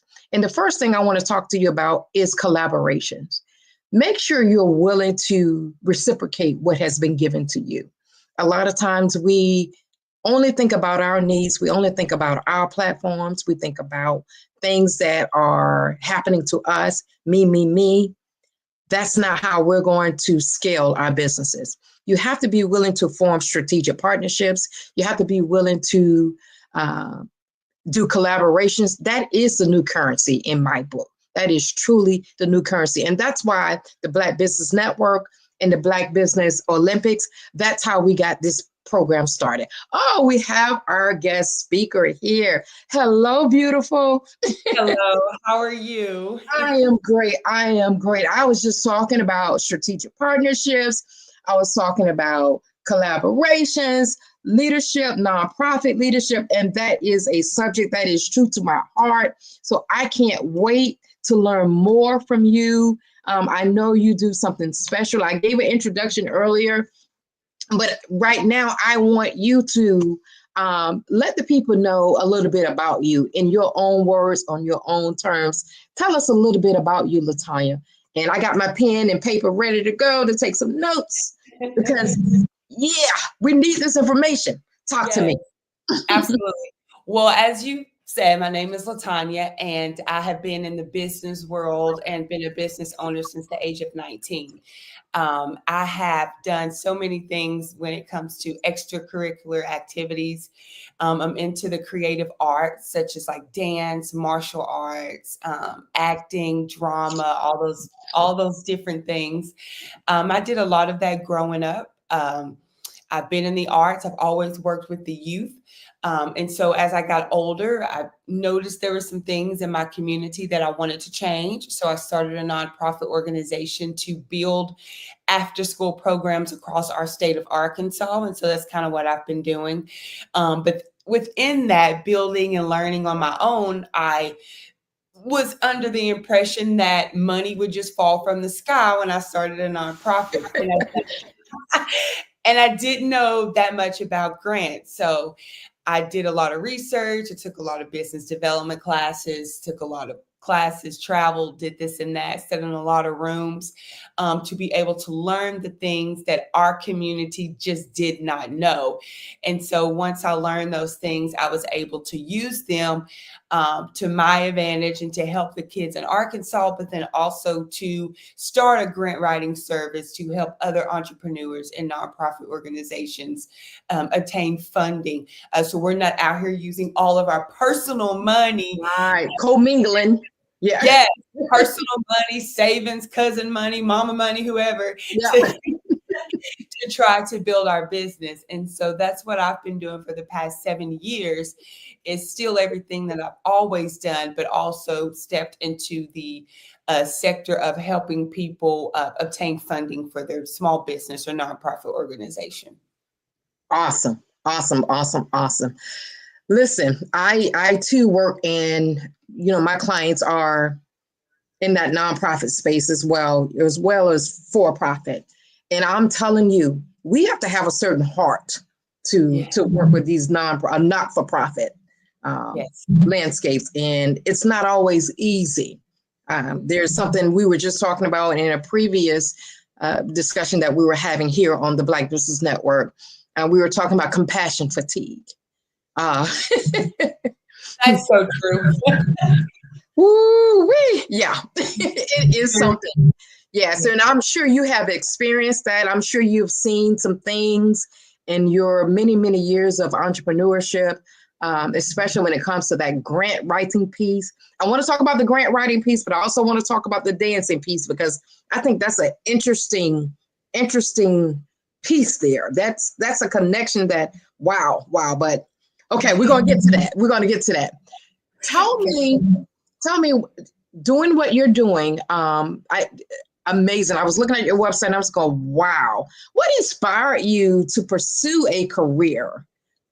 This kind of thing. I mean, you kind of touched on it earlier, but what inspired this journey and how has it evolved over the last, 30 years or so? How has it evolved right now? As far as the grant writing, I would say, as far as grant writing goes, it's evolved a lot. When I started out learning about it, I would go to different rooms and I would be either the only female or the only African American in these rooms. So that, number one, struck a nerve for me, because why are we not in these rooms talking about $1 million fundings, government contracts, all these things? So when I dug, and I'm a researcher, and I will go down a rabbit hole and I will look and I will look. I love knowledge. I come across a lot of us did not understand what was going on. I would get like a $10,000 grant from Atlanta, a $40,000 grant from here. And people were like, where are you getting this money? And I would say grants. And like, well, we don't know anything about this. Or they would say, well, I've been scammed before. And then I have to come through and tell them, well, this is the things that you need to look out for. You shouldn't be scammed. Can no grant writer guarantee you no money? So when I was learning what I was learning and making the money, I'm also over here, because I've been a business planner for longer than I have been a grant writer. Notice how bad the misinformation was. I noticed how bad our community did not know. And so that struck a trigger, that bothered me. And so that is what brought me onto this journey, was we have to let our people know there's money out there. Right. And so, I've let a lot of clients know they're receiving funding and they're not having to go back into their pockets anymore. And that's really what enticed me to do this, was because we didn't know. And then the people that thought they knew, it was a lot of misinformation in the Black community. And so I was like, I'm not dealing with this. So that's what made me start, because I was like, we have to know what's out here. We are not in these rooms that really we should be in. And so that's kind of what got me started on the grant writing journey, was the misinformation and just seeing how my brothers and sisters could obtain that funding. Right. Because as you said, I have had the opportunity to sit in many, many rooms when it comes to this nonprofit space. And at one point I was on the board of 5 different nonprofit boards. Right now, I serve as the president of the Hampton Roads Black Business Chamber of Commerce here in my area. I serve that board as the president, and I'm telling you the conversations that I have with the CEO around the funding piece. I think that it's a piece that we're so uninformed or uneducated in that we have no idea. We think we can just arbitrarily hang up our shingles and voila, because we're doing heart work, we're doing servant leadership work, that we just automatically think the funds are going to start pouring in. No. And especially for people that looks like us, they're not going to necessarily, we don't even know what resources to gravitate. So let me ask you this, LaTanya, because I'm getting passionate about this thing now. Wait. So what are some of the 3 steps or things that we should do when we're thinking about starting a nonprofit, when we're thinking about stepping into this space, when we know we need funding to operate, because we can't keep digging into our personal finances and into our own pockets and pocketbooks, like my mom would say, pocketbooks. We can't keep doing that. What is your professional advice as to how can we get started? What are some of the first things we should do in order to be sustainable? Okay. In the nonprofit sector, the first thing you want to do before you even start your nonprofit, you need to find out where your heart is. Because nonprofit work is sometimes it's going to pay, sometimes it's not. And it needs to be something that you're very, very passionate about. So you need to come up with a strategic business plan for your nonprofit. You got to have your mission, your board of directors. You got to have, a proposal of what you want to do, what your outcomes are going to be, why you're doing it, who you want to target. Have all of that together in your business plan. So just in case you want to take your business plan to a bank or pull from that business plan, a proposal to send to someone is very easy. So having a very, very good business plan, and there's templates, there's billions of things online now where you can figure it out, and have that written down. The next thing that you would need to do is, of course, make sure that you're filing with the IRS, make sure you file with your state. Because if you're not in good standings with the IRS or with your state, you're not going to be getting any funding, because that's the first place funders check, is to make sure that you are licensed and that you are in good standings with the IRS and your state. Then the next thing that you want to do is make sure that you have some type of online visibility, either a website, Facebook, Instagram. You have to have something showing what you're doing, because most of the time on a grant application, if you don't even have a website, I can't even click to go to the next page until I put something in that box. Right. Because you have to have online visibility. And then after that, you want to make sure that on your online visibility that you are showing what you're talking about. So say, for instance, you have, and I'm going to talk about this grant because I thought it was kind of funny. I saw it yesterday. You have a dog walking business, and you want to hire people to learn how to walk a dog. There's a grant for that. Wow. Wow. Yes. So if you are a dog grooming place, or you have this business and you don't really do dog walking, but you apply for the dog walking grant, you may not get it because that's not what you normally do. Even though it fits kind of in your mission, it's not your full mission. So for me, I wouldn't apply for those grants, because you're probably not going to get it because it doesn't fit your mission. And I say that to say this, because a lot of people will apply for grants hoping they can tweak their mission or tweak it to try to get that money. And that's not what you want to do, because after time of me being your grant writer or you writing grants, your mission, your vision, your outcomes basically stay the same. So it's easier for you to write that grant. It's easier for you to obtain funding because everything is strategic, everything is lining up. So if you want to get into the grant world and you want to start obtaining grants, then you have to have online visibility. You have to make sure that your business is in order. And then you want to research the funders and research their 990s to see who they funded in the past, to see if there even would be a chance to fund your organization. Wow.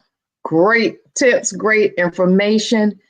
Woo. But you know what, LaTanya, that sounds like steps and strategies you would need to do for a for-profit business, right?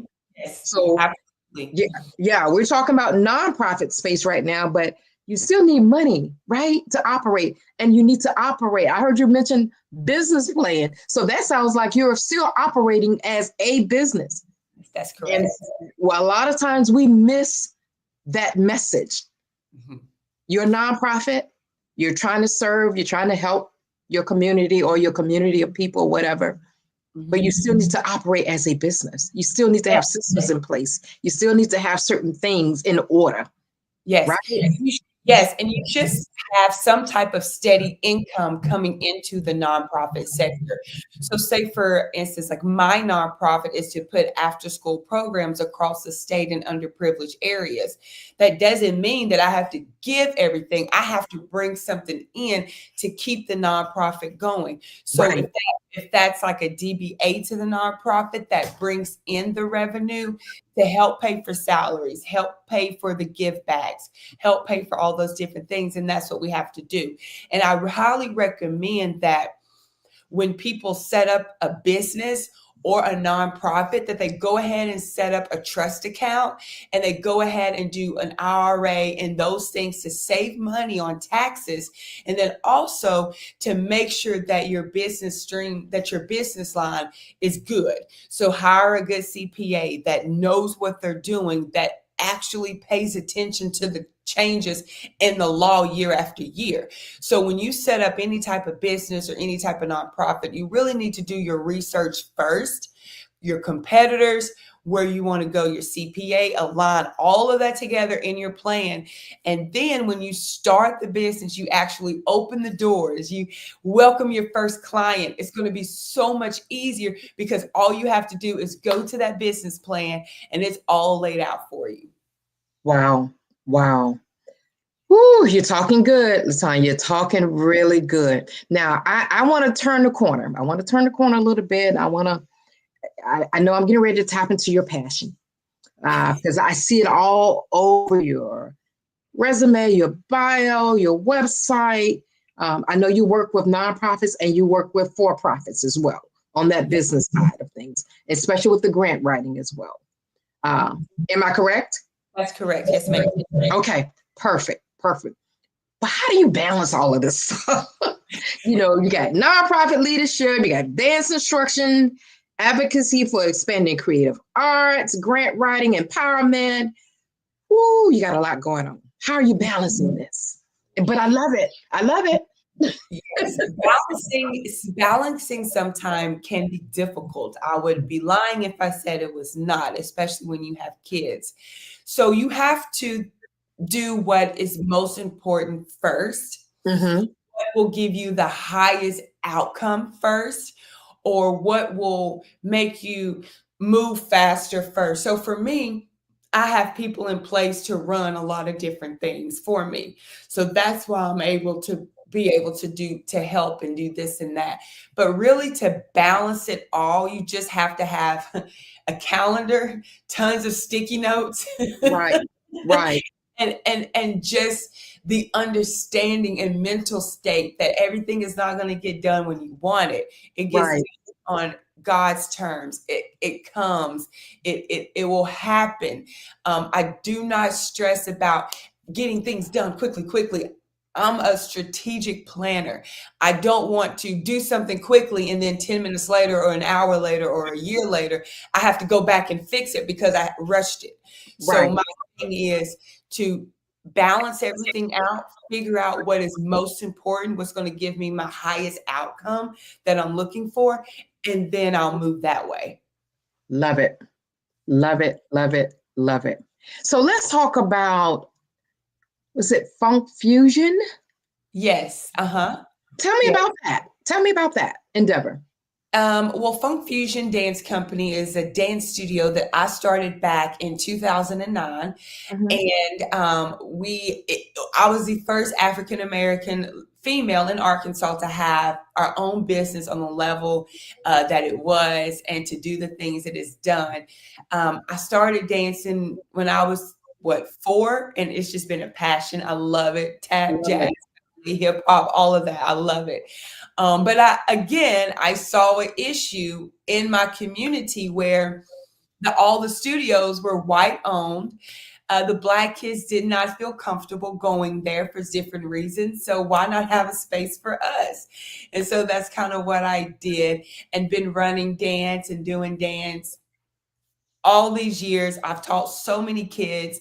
Now I'm teaching their kids. I've had the pleasure to dance with a lot of famous people. And I've also had the opportunity to give back in dance through grants. So I'll find a grant. I'll find a grant that says, we'll give you $10,000 if you could do some type of creative arts, and dance is creative art. And so I'll get awarded the grant. I'll go put on free dance classes for however long they want me to. And so it's a win-win situation. I'm not coming out of money.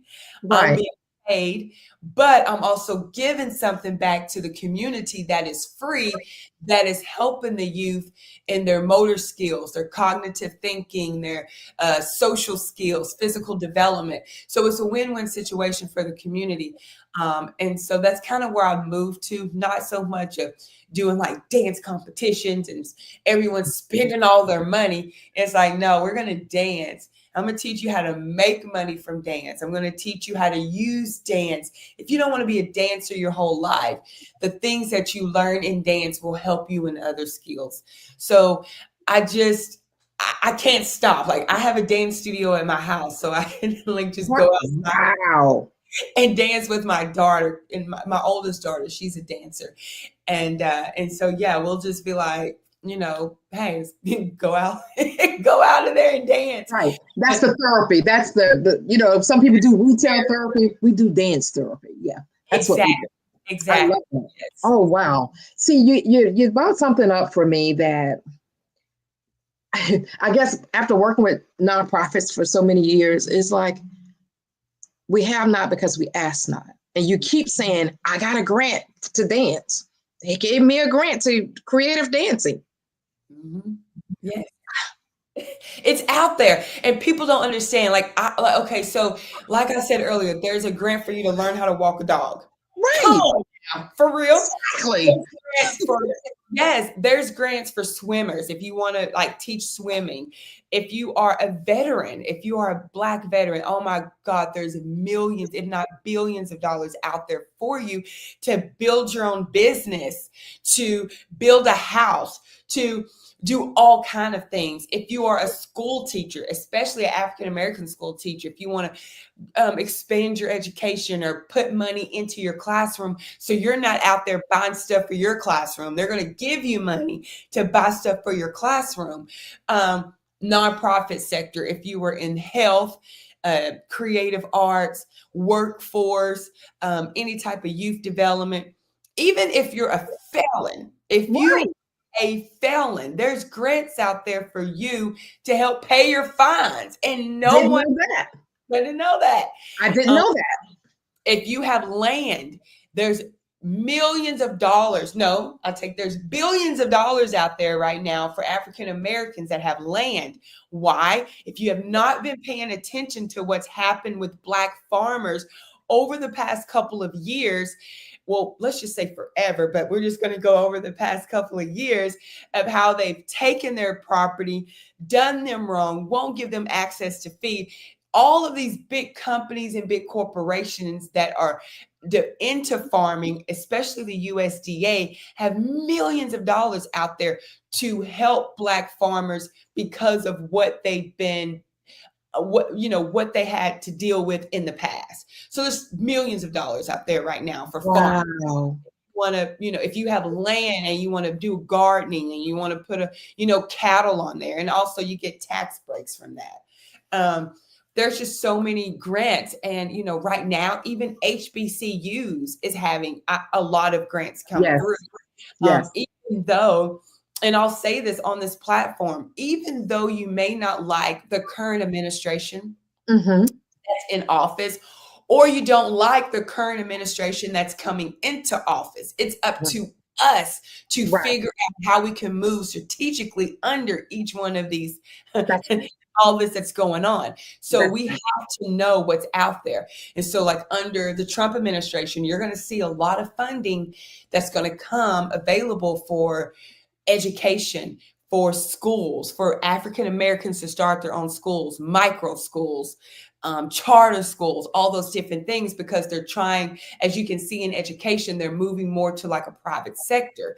And so this is the opportunity for African Americans to be like, you know what?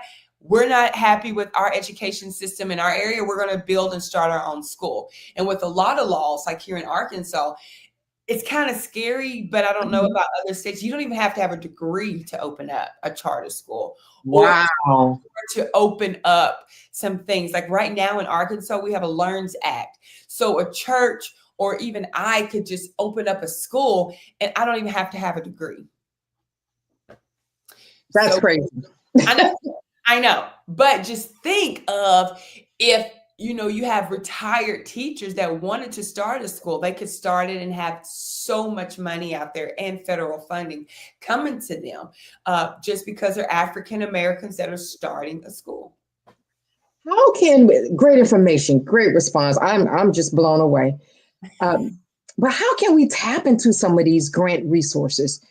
Is there a website? Is there a database? Should we call you or all three? Well, there's definitely a lot of databases out there. Of course, everyone knows about grants.gov. You have GrantStation, GrantWatch, Instrumental. You have all these different platforms, but a lot of them do cost. And so if you are a newer nonprofit like I was, you may not can afford $200 a month, or like one of my platforms is $500 a month. Wow. Yes, just for me. But it's beautiful because I can log in information. Someone built this for me. I can log in your information and it will tell me every grant that you're eligible for. And it's crazy because you would think, oh, there's maybe 5 or 10 grants. No. If I plug in my nonprofit, I'm going to get about 300 grants that I can apply for. And I'm not going to be able to do them all. That's why I said I have to strategically focus on which ones would probably fund me and then go from there. But you can definitely tap into those spaces, like a couple of those that I named, or you can contact me. I do a grant research, meaning like if you call me and say, hey, this is my business, this is what I do. The first thing I'm going to tell you is, okay, there's money out there, or you don't need to do anything. There's not no money out there for this particular business. Like a lot of people say, oh, I want to start a trucking company. Well, there's not that much money out there for a trucking company unless you do like a government contract. So I'm very straightforward. I'm not going to tell you there's a lot of money out there and there's not. But what I will do is I will find as many grants for you as I can.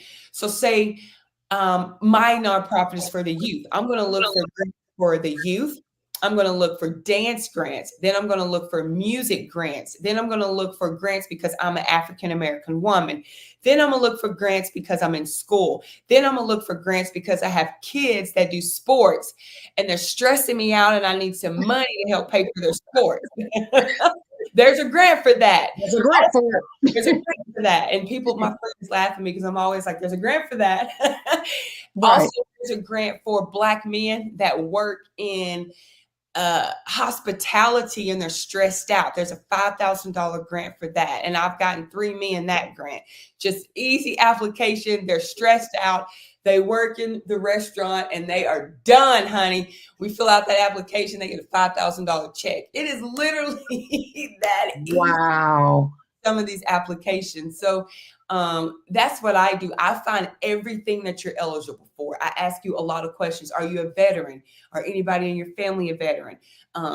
Did you go to school? Are you a felon? What's your, are you Jewish? I ask all kind of questions because whatever you're eligible for, that's what we're going to go for. It's not just about the nonprofit part of it. It's also about your personal side as well. See, and that brings me to my question, and almost second to last question. But you were talking about something. You were unpacking something really good there, and I think most people miss this. Most people think when they think of grants, they think about nonprofit. That's a common thing. But the personal side and even the business side for businesses, do you see that as a missed opportunity? Most people don't realize what's available for profit It's businesses. missed. Am I getting that right? Yes, you're absolutely right. Now, if you have a business, if you have a business that's a for-profit, your grant list may be something like this, right? Okay. We'll just be honest, right? But that doesn't mean that you can't have it like this because we're going to ask all your personal information. Right. But if you have a nonprofit, it is going to go and it's going to grow faster because that money is tax deductible for those organizations. So like I tell people, I recommend every Black family get a nonprofit organization. Wow. Yeah. A scholarship fund for your family. And when someone in your family has money, they put it in there and they can save on taxes. They put it in the trust account that's with the nonprofit and they save on all of that. They do an endowment. There's so many things that our community does not know about how to save money and strategically plan to get more free money, because that's what grants is. It's basically free money. You just need to do what you say you're going to do when you get the money so you can keep getting the money. And it's there, it's out there, but there's so much for personal growth as well. If you're a school teacher, if you want to go back to school, it's out there. Good gracious, you have enlightened me. You've opened my eyes. I didn't know about the convicted felon piece. Didn't know about any of that. Wow. And where has the time gone? Oh my goodness. We definitely have to have you back. I know there's something that you have a black belt in martial arts. Oh my goodness. Oh my goodness. We got to talk about that on the next. I hope you are willing to come back on to the Black Business Network. I believe we have several more conversations I would love to pull out of you. This has been wonderful. This has been amazing. Please let our viewers and our listeners know how they can contact you. How can they be in touch? How can they be a part of what you're doing? All the amazing work that you're doing for our youth in your area and beyond. And any other information you would like to share with us quickly? Yes, thank you. You can find me I have a website, and it's my name. It's www.latanyashante.com. That is more of my business development and grant writing. You can also search my name on TikTok. I do a lot of videos. I'm starting to do a lot on there. Also Facebook, Instagram, everything is basically the same handle. And you can also, if you are on Facebook, I have a page called Funding Your Business with Latanya Shante, and I list so many free grants on that page. So if you were to join that page, you will just see so many free grants that I come across and I post. But I highly recommend that people that are in the nonprofit sector, business sector, find someone to help them get started in grant writing. And then for me, I can help you, I can get you started, but I also want to teach you in that process. So you can teach your family members, and we can build generational wealth across the whole globe.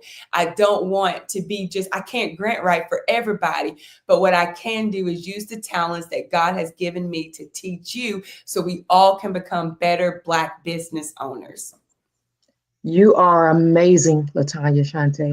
Thank you. Thank you. Amazing. Please, please, please come back to the Black Business Network, the Black Business Olympics. We need you. We need you. Until next time. Absolutely. Absolutely. Until next time, remember, genius is common, and I will see you on the other side. Amen. Yes, ma'am. Thank you.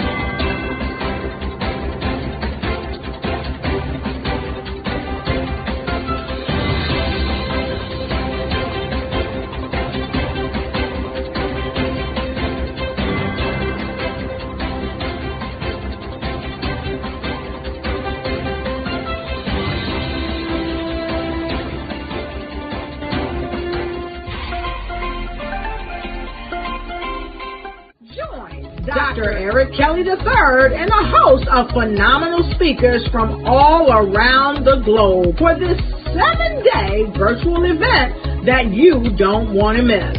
The mission of the Black Business Expo is to raise scholarship money from kids all the way from high school all the way from college. The Black Business Olympics is one of the largest Black business showcases in the world. It is an opportunity for businesses and companies to showcase their businesses globally. We are going to be giving away laptops up to $5,000 away to students.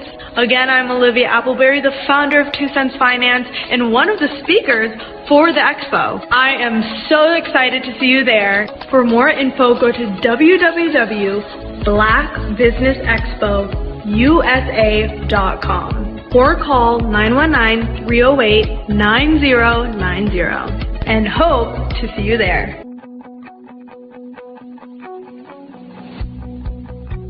I am Black Business. From the moment I wake until the time I sleep. Yes, I am Black Business. I am Black Business. Tell me, are you Black Business? I am Black Business. Do you support Black businesses? Listen, I support Black business because I am Black Business. Black Business Expo, one of the largest business showcases in the history of Black business in the world. The world! Sign up today at www.blackbusinessexpo.com. Black Business Expo USA.com or call 919-308-9090. I am Black Business. I am Black Business. From the moment I wake until the time I sleep, I am Black Business. I am Black Business. Are you Black Business? I am Black Business. Do you support Black businesses? I support Black business because I am Black Business. Black Business Expo, one of the largest business showcases in the history of Black America in North Carolina. Join Dr. Eric Kelly III and a host of phenomenal speakers from all around the globe for this 7-day virtual event that you don't want to miss. The mission of the Black Business Expo is to raise scholarship money from kids all the way from high school all the way from college. The Black Business Olympics is one of the largest Black business showcases in the world. It is an opportunity for businesses and companies to showcase their businesses globally. We are going to be giving away laptops up to $5,000 away to students.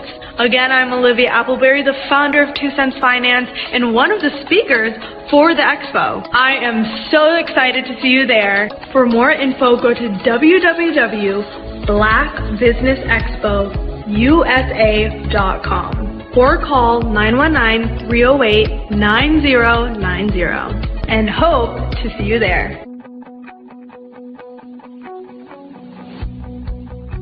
I am Black Business. From the moment I wake until the time I sleep. Yes, I am Black Business. I am Black Business. Tell me, are you Black Business? I am Black Business. Do you support Black businesses? Listen, I support Black business because I am Black Business. Black Business Expo, one of the largest business showcases in the history of Black business in the world.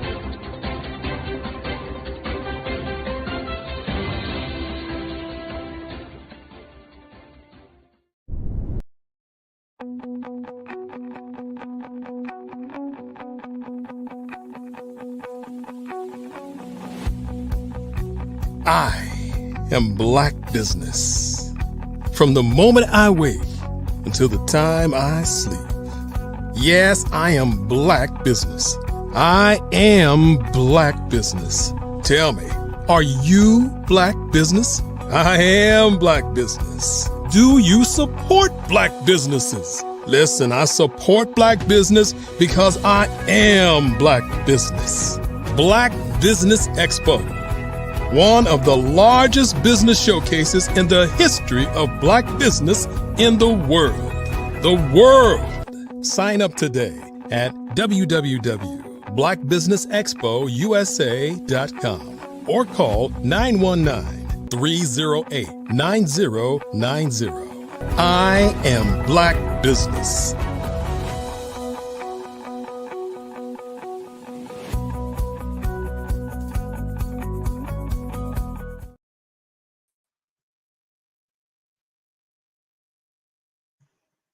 Good day, business owners, entrepreneurs, thought leaders, and corporations. Welcome to the Black Business Network. My name is Nikki Curry, and I am your business moderator for this session of the Black Business Network. The Black Business Network is a 24-hour business network showcasing Black businesses, business owners, entrepreneurs, and thought leaders worldwide. We have speakers from North Carolina, London, Singapore, Africa, Japan, and cities all over the United States.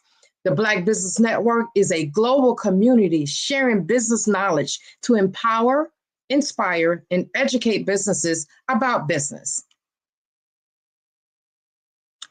Today, we have something special for you. And welcome to the highly anticipated premiere of Human Landscapes, a cinematic masterpiece inspired by the extraordinary vision of Eric Kelly III. Today, we gather not only to celebrate the unveiling of a film, but also to immerse ourselves in a journey through the vibrant, emotive, and transformative art of one of the greatest abstract expressionists of our time, Eric Kelly III. Human Landscapes is more than just a movie. It is a visual symphony that intertwines the power of color, emotion, and perspective to explore the intricate connections between humanity and the landscapes we inhabit. Through the lens of Eric Kelly III's iconic works, this film invites us to see the world not as it is, but as it feels, challenging us to explore the depths of creativity, resilience, and the boundless beauty of the human spirit. Get ready, Human Landscapes.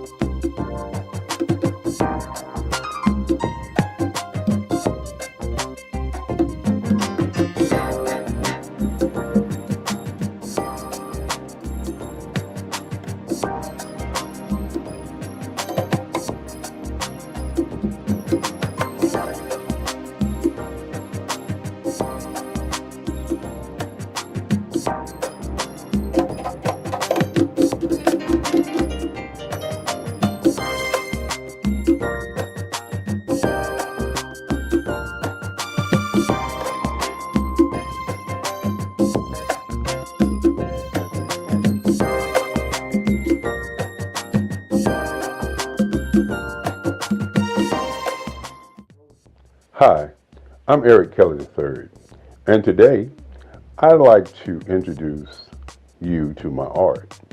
Welcome to the Eric Kelly III Museum, located in Durham, North Carolina. Today we're going to be discussing my art, my journey, and where I'm going next. You know, the past, the today, and the future. When I think about the beginning of my work, I have to go all the way back to when I was about 4 years old. And my grandmother gave me a pen, and I was in church. And I took that pen and I began to draw. And as I was drawing, later on, my grandmother said that the picture that I drew then looked like the choir that was in the church. And so my affinity for utilizing the ink pen to do work still happens today. Now, many times when we begin to talk about art, the question always is, what is the intent? Why do you do art? What makes you an artist? And so, as we look at my early years, I was not thinking about what I was drawing. I was just in love with drawing. I remember in the 5th grade when a young man, one of my friends, came to my desk and saw me drawing, and he said he'd like to draw. And so I said to him, anyone can draw. Because in my mind as a young kid, my art was just a way of I would say, expressing how I felt.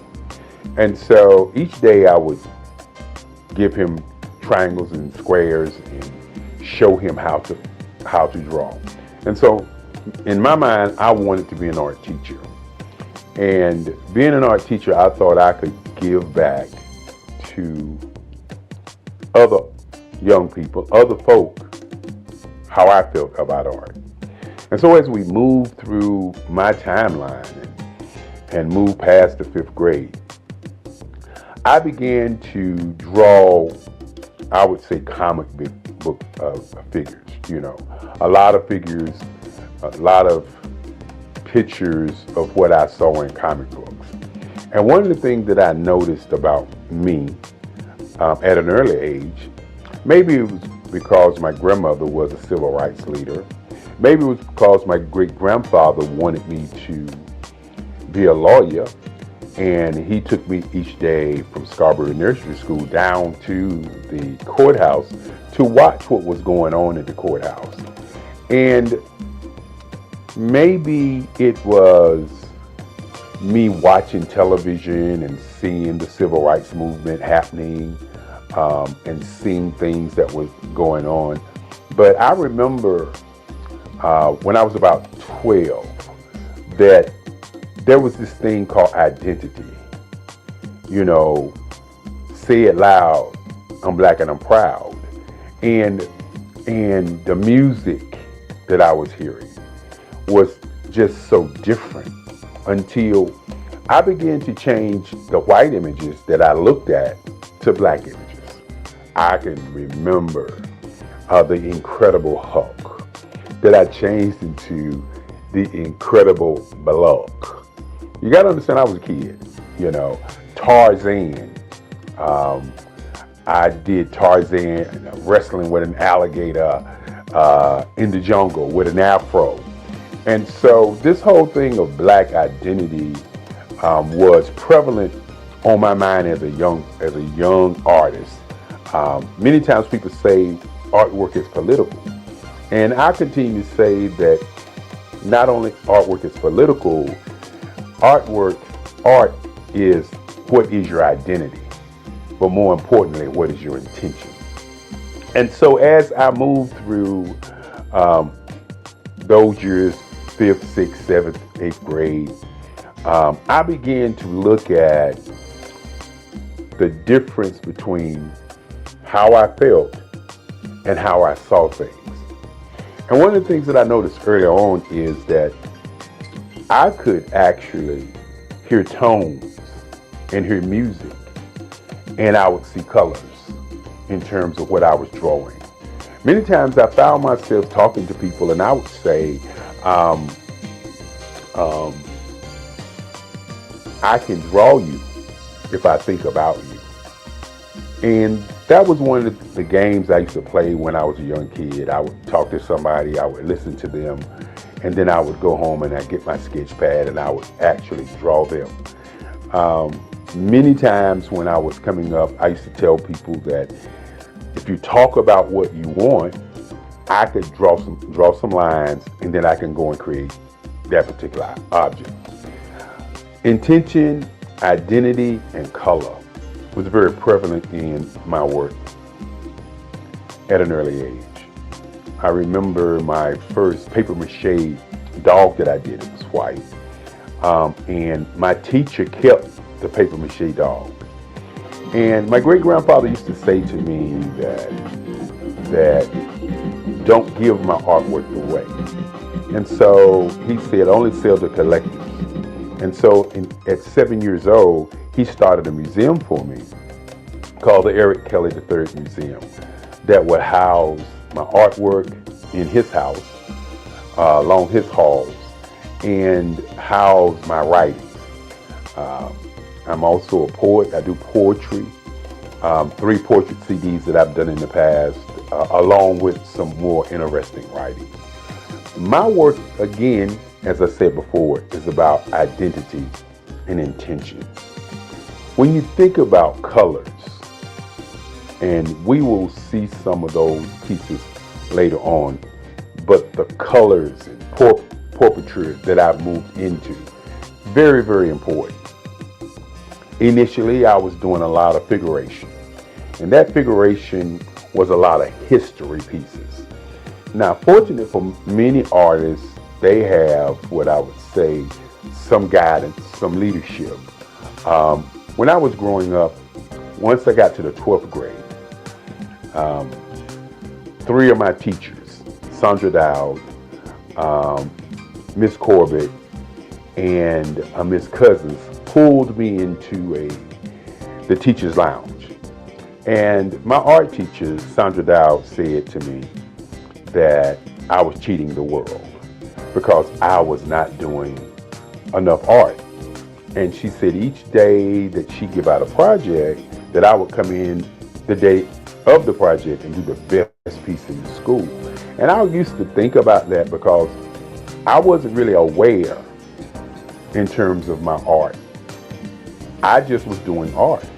And so my English teacher said that, well, this year you're not going to graduate. And my history teacher says, that is correct, you're not going to graduate. And so you got to understand, back in those days, graduation, senior year was very important. And so what I did was I said to them, y'all can't do that. And they said, yes, we can, because we control your grades. And so I sat there and I listened to them as they began to tell me what they wanted me to do my senior year so that I could do more art. And many times when you have people that come into your life and say they want you to do something and you have your own mission and ideas of what you want to do, sometimes you just, don't do it. But in those days, I was the guy who was very popular in high school. So I thought to myself, this is only a challenge. And so each morning, I would draw for my English class, the Macbeth, the Odyssey. For my history class, which was a Black history class, I would draw about the transatlantic slave trade, great African Americans who went on before, like Crispus Attucks, Martin Luther King, Marcus Mosiah Garvey, Malcolm X. And these are the kind of pictures that I was drawing. They were historical figures. And I found myself doing the work late at night and bringing those pieces to high school and give them to the teachers the day of. And I think those teachers thought that by me doing the work that I was doing, that I was giving the work to them. But as I said before, my great-grandfather said, don't give your work away. Always sell your work for what it's worth. And more importantly, sell to collectors. And so the Eric Kelly Museum has been a private museum only selling to collectors. And so when the end of the year came, I had drawn enough work to fill a whole hallway in the high school. And as I said before, I started out doing figuration and doing historical pieces. And I hadn't yet started thinking about what my intent was going to be. Why was I doing the work? I was doing the work because I was asked, not because there was this urge deep down inside saying, I'm going to draw all of this work. And so at the end of the year, I received the Links Best Artist in the State. And this is what has propelled me to become the artist I am today. I looked at the art award that I received and I thought about where did I want to go to college. And so I had letters coming to me. I was in the news, I was on television, on all these great things. I had these things to happen. And so I had letters coming to my house to go to different schools. And my great-grandfather used to say there are 5 things that you need to think about as you live. He said, number 1 is to think. Number 2 is to sell something. Number 3 is to do research. Number 4 is to be relentless. Number 5 is to have energy in everything that you do. And so I started on my quest for understanding that art was going to be what I wanted to do. And so I did research on the schools in Durham, North Carolina. And for those who don't know about Durham, North Carolina is a space where black people, 49% black people, were engaging in economics everywhere. You know, Durham was the tobacco capital of North Carolina at one time. And so when I was a young man and I lived in Federal Street Projects, I could walk down to Pettigrew Street, not to Parish Street, because Parish Street is considered Black Wall Street now, but before Parish Street, there was Pettigrew Street. And on Pettigrew Street was Service Printing, black man owned it, the Regal Theater, black man owned it, the barber shop, WAFR, and the taxi cabs. And I could see black people doing great things right there on Pettigrew Street. And Pettigrew Street was probably about 4 or 5 blocks from where I stayed. I remember going to the Regal Theater, seeing Hercules and all these movies as a young man. But the thing that really impressed me about Pettigrew Street was I saw black people doing black things. And so as I did my research to see where I was going to go to school, I discovered that North Carolina Central University was one of the top schools with black professors. And one of the things that I wanted to do, you know, as a young person is I wanted to go to a school where I could study in the class, and then I also could go to the library and pick their books up and read more about what they were talking about, so I would be immersed into the art. And so at that time, North Carolina Central University did not have an art scholarship program. And so remember what I said earlier about my great-grandfather. He said, think and then sail and do research. And so in doing my research and thinking, I said to myself, I want to take my portfolio down and ask them to come to that school for art. Now, many people don't know, and I didn't know at the time, that Ernie Barnes, who is one of the greatest artists who've ever come out of Durham, North Carolina, didn't know that Ernie Barnes had gone to North Carolina Central University. That was not, in my mind, something that I knew. I was an artist who was influenced by the people that I knew, not the books that I read, but the people that I actually knew. And so I took my portfolio down to Atlanta Henderson at North Carolina Central University. My portfolio was full of historical art, as I said before, because that's all I was doing. Many times you hear the idea that all art is political art. While I wasn't thinking my art was political, my art was always about identity as a black man, as a black person, as a black entity on the planet. And so I left my portfolio with Dr. Henderson, and a week passed, and they sent me a letter offering me an art scholarship at North Carolina Central University. This was probably one of the greatest days of my life. As my grandmother at the time said to me, she said, well, since you're going to school for free, I'm going to give you the family car. And you know, when you're thinking about your life and how things transpire to get you where you're going, these are the kinds of things that move you to believe in yourself. My grandmother used to say, you can do anything that you want to do. Just stand up for yourself and do it. And so, with that being said, My grandmother gave me the family car, and off to North Carolina Central University I was. And, you know, one of the first heartaches that I would say that I had at North Carolina Central University was the whole I'm on art scholarship.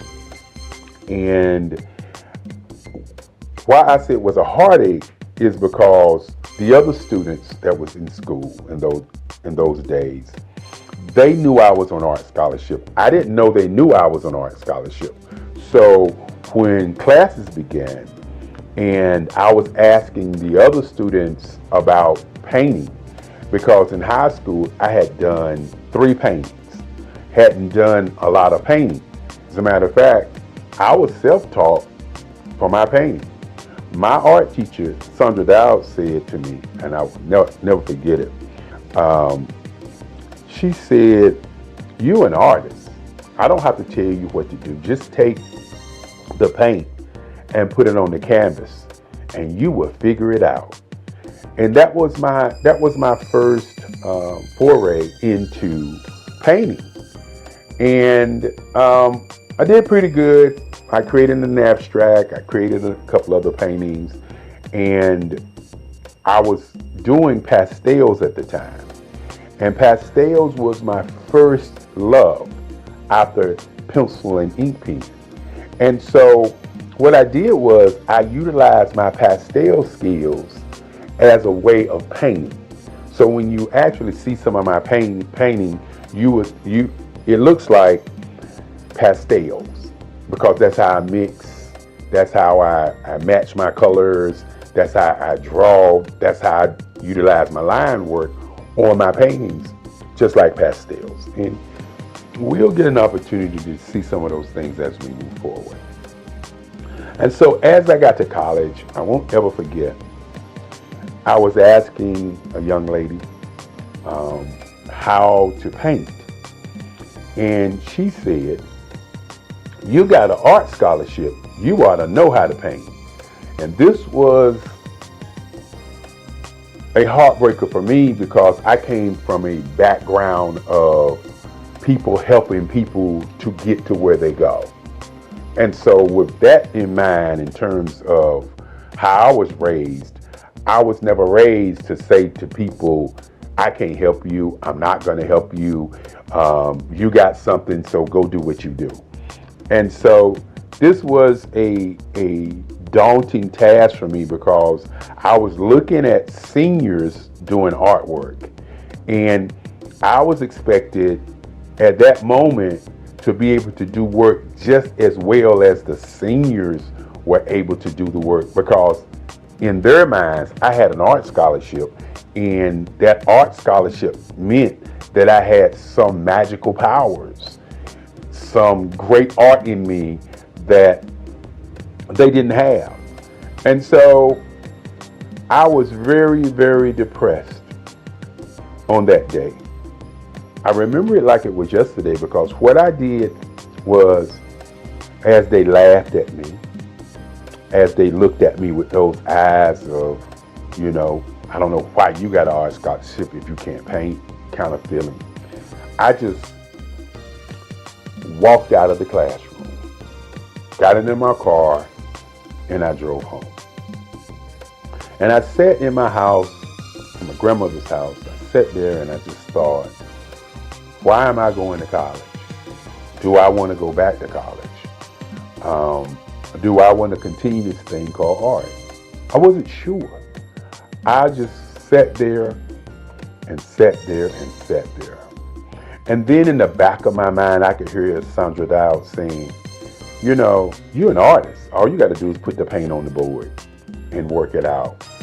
I could hear Miss Corbett saying, when I brought her the pieces of artwork, "Oh, this is great. I'm going to be able to talk about Macbeth today, and we're going to utilize these pieces."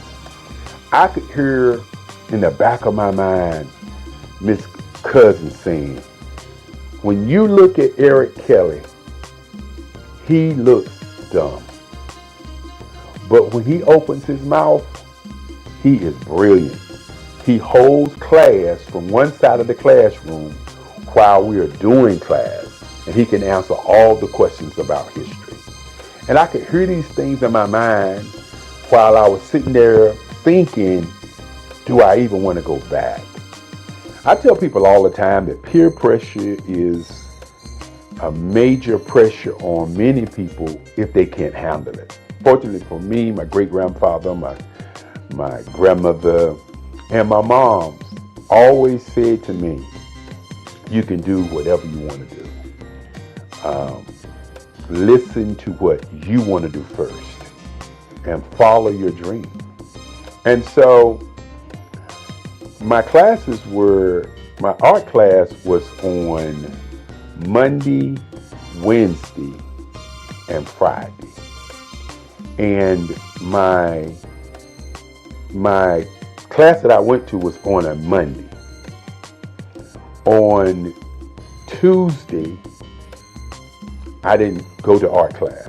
Wednesday, I didn't go to art class. So on Thursday, I decided that I'm going to go over there to North Carolina Central, and I was going to paint. Now, you got to understand, as a young kid, a young black man, when you're thinking about your identity, you're thinking about what you want to do, and people are pressing against you and doubting who you are and really identifying and seeing who you are. You gotta understand, you're not the guy that I am today. You are a young man who has fear, a young man who's uncertain, a young man who is asking the question, why am I here? And so on that Thursday, I went to the art department at 4 o'clock when I knew most of the students were not there. And I went to my board and I pulled out my paints and I started painting. And I just kept painting. And I just kept painting. And I continued to paint. I was working it out, trying to figure out what in the world was I doing. And I remember when I got to the art department and I thought about what I wanted to paint. And I painted a piece that if people saw it today, they probably would say that it's racist. If people saw it today, they would probably say, what was he thinking? What was his intent? But I had done a piece in history, in Black history class, of a slave being hung. And it showed a plantation owner grabbing the slave in his hair, getting ready to put the slave into a rope. The name of the picture was I Didn't Do It. And the picture was about a slave who witnessed something that happened and told other people on the plantation, and then the master decided to hang him for talking about it. And in this piece also has the Ku Klux Klan in the back, the fiery cross in the back, and all of that crazy stuff I was doing back in that day. And I began to paint that picture. And as I was painting that picture, I could see exactly how to paint. I don't know why or what, but I could actually see how to paint. And so I was there from 4 o'clock in the afternoon, and I looked up, it was 4 o'clock in the morning. I took my sheet that we had in art class and I laid it over the piece, and I jumped in my car and I went home. And so my class was Friday morning at 11 o'clock, 11:35. And so I got to class late that day, and somebody had pulled my sheet off of my painting, and the whole entire class was standing around my piece. You know, when you are uncertain about who you are and what you're doing sometimes, and you're looking for validation, it kind of gets in the way of how you make art And what I mean by that is I was not looking for validation. I was looking for how to paint. And by looking for how to paint, I created something that nobody expected to come from me, because just 2 days prior, I was asking people in class how to paint. And so this has been a part of who I've always been, is the kind of person who looks at something from a perspective, and instead of asking a question, I delve into it and make a change and make a difference.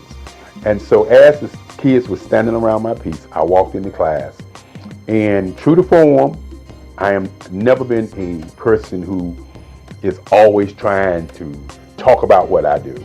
As my great-grandfather used to say, great people are not people who are walking around talking about being great. They're doing great things.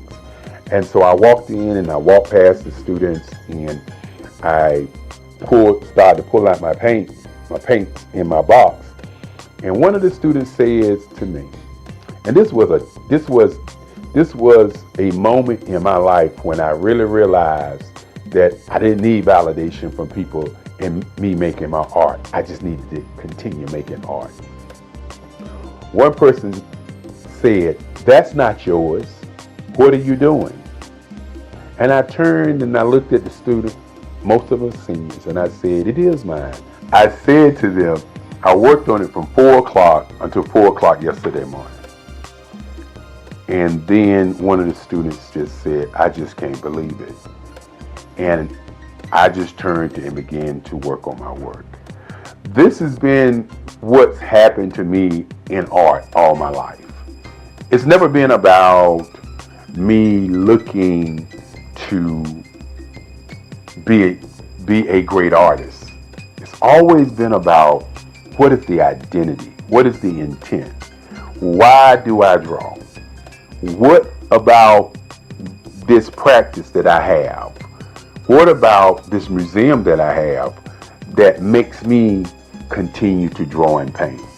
And so in college, it was very, very interesting after that time as I created my first piece. And then all of a sudden, the other students start asking me questions about how I did it. And that was more important to me than anything else. Not that I did it, but being asked how. And as I said before, I utilize my artwork or utilize my painting as I was doing pastels. Pastels was my first love. And once I got to college, I had to begin to think about what my identity, what I was going to do in art. Was I going to be doing figuration? Was I going to be doing scenes? What was I really going to do? And I remember Carlisle, who was one of my teachers. And Mr. Carlisle, I remember Mr. Carlisle. And Mr. Carlisle was a teacher, an art teacher, who said to me, he liked the way I was doing large pieces. And that large pieces was something different from what the other students were doing. And so what I decided to do was to try to figure out what kind of artist I wanted to be. You know, I opened up talking about identity and intention. And I'm going to talk about power and color and emotions later. But what kind of artist was I going to be? And so Mr. Carlisle and Kennedy and some of the other teachers decided that they were going to take us art students to Washington, D.C. And taking us to Washington, D.C. to a art show by an art show curated called 200 Years of African American Art. And you have to understand that in those days, the information that we got was just so powerful. It was not information that We didn't look at the information, but we looked at the information and worked on analyzing why it existed. And so, had an opportunity to go to Washington, D.C. There was over 85 pieces of artwork by different artists from all over the world. And that's when I first saw Aaron Douglas. I had known about Romare Bearden. I had known about Ernie Barnes because Ernie Barnes came from Durham, North Carolina. And I knew about Ernie Barnes because of Good Times. And I knew about Ernie Barnes because he went to Hillside, that same high school that I went to. And many times when we were drawing as young kids, we would always get, you trying to draw like Ernie Barnes. That's Ernie Barnes. That kind of like Ernie Barnes. And so my mind was like, I didn't want to be a copy or a duplicate of any other artist, but I wanted to know what these other artists were doing and who they were. And then I ran across a man by the name of Charles White. And this is where my entire existence was shook. Because I believe that art is the expression of how one feels. And we walked into this big room. And on this room was a mural. And this mural looked like I drew it. It looked like my work. Mr. Carlisle said it. Mr. Kennedy said it. And I was looking at it and I was like, how can this be? How can this man's work be like my work? And who in the world is Charles White? And so this was a journey to kind of discover who he was, why he drew the way that he drew, what was the political part of the kind of art that he was doing. And more importantly, in those days, some artists was doing something that they call today super realism. And that's what Charles was doing. Charles was drawing these pieces with asymmetrical lines, and the line work was just so awesome. And so after discovering Charles White, I began to study Charles White. And of course, I was always studying Ernie Barnes. And so I had to figure out what I was going to put in the art canon. Was I going to continue to draw these kinds of pieces like the Charles Whites? Was I going to continue to draw the pieces like Ernie Barnes? And so I talk about intention and identity and what my work really represents. And what I say to many people, that my work represents world peace. That's what my work represents. The colors that I use, the line work that I use. I'll share with you a little bit later some of the pieces and some of the line work that I do. But my work is about bringing people together, having them to see each other without seeing black or seeing white, without seeing color. I decided that I would do portraits, instead of doing themed pictures. Now I still do theme and scene work also, but I decided that I would do portraiture, that I would do portraits, and that I would take colors and use them as emotional tones. Many times I sit down and then I hear music and I see colors. I hear people having conversations, I see colors. And so I decided that doing portraits of people and how they feel and how they look would be an impact on how people feel. And so I can remember going to New York City during the summers and just sitting on the stoop in Harlem and just watch people go by and just try to see what they were thinking. You know, when they was arguing, how the intensity of that argument was, and the facial expressions. And I was always amazed by how people reacted. And each time that I would see people responding or moving, I would always see a different color that I could see in my paintings. And so I started drawing pieces in colors. And so my work has morphed from just doing the figuration into just doing portraiture, even though my next series of paintings are going to be dedicated to Black women. That's going to be an awesome set of work that I'm going to work on. I can't wait. And so when you look at my work and you look at my portraits, you'll notice that I'm working to capture an emotion.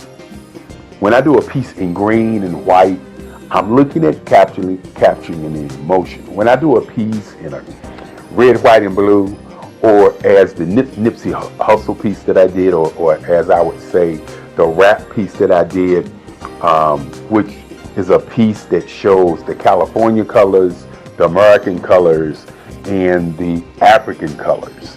And so I'm utilizing all these colors to make you, the viewer, see an emotion and get a feeling from that particular piece. My intent is to push you away from looking at a scene, but looking at how somebody is being seen.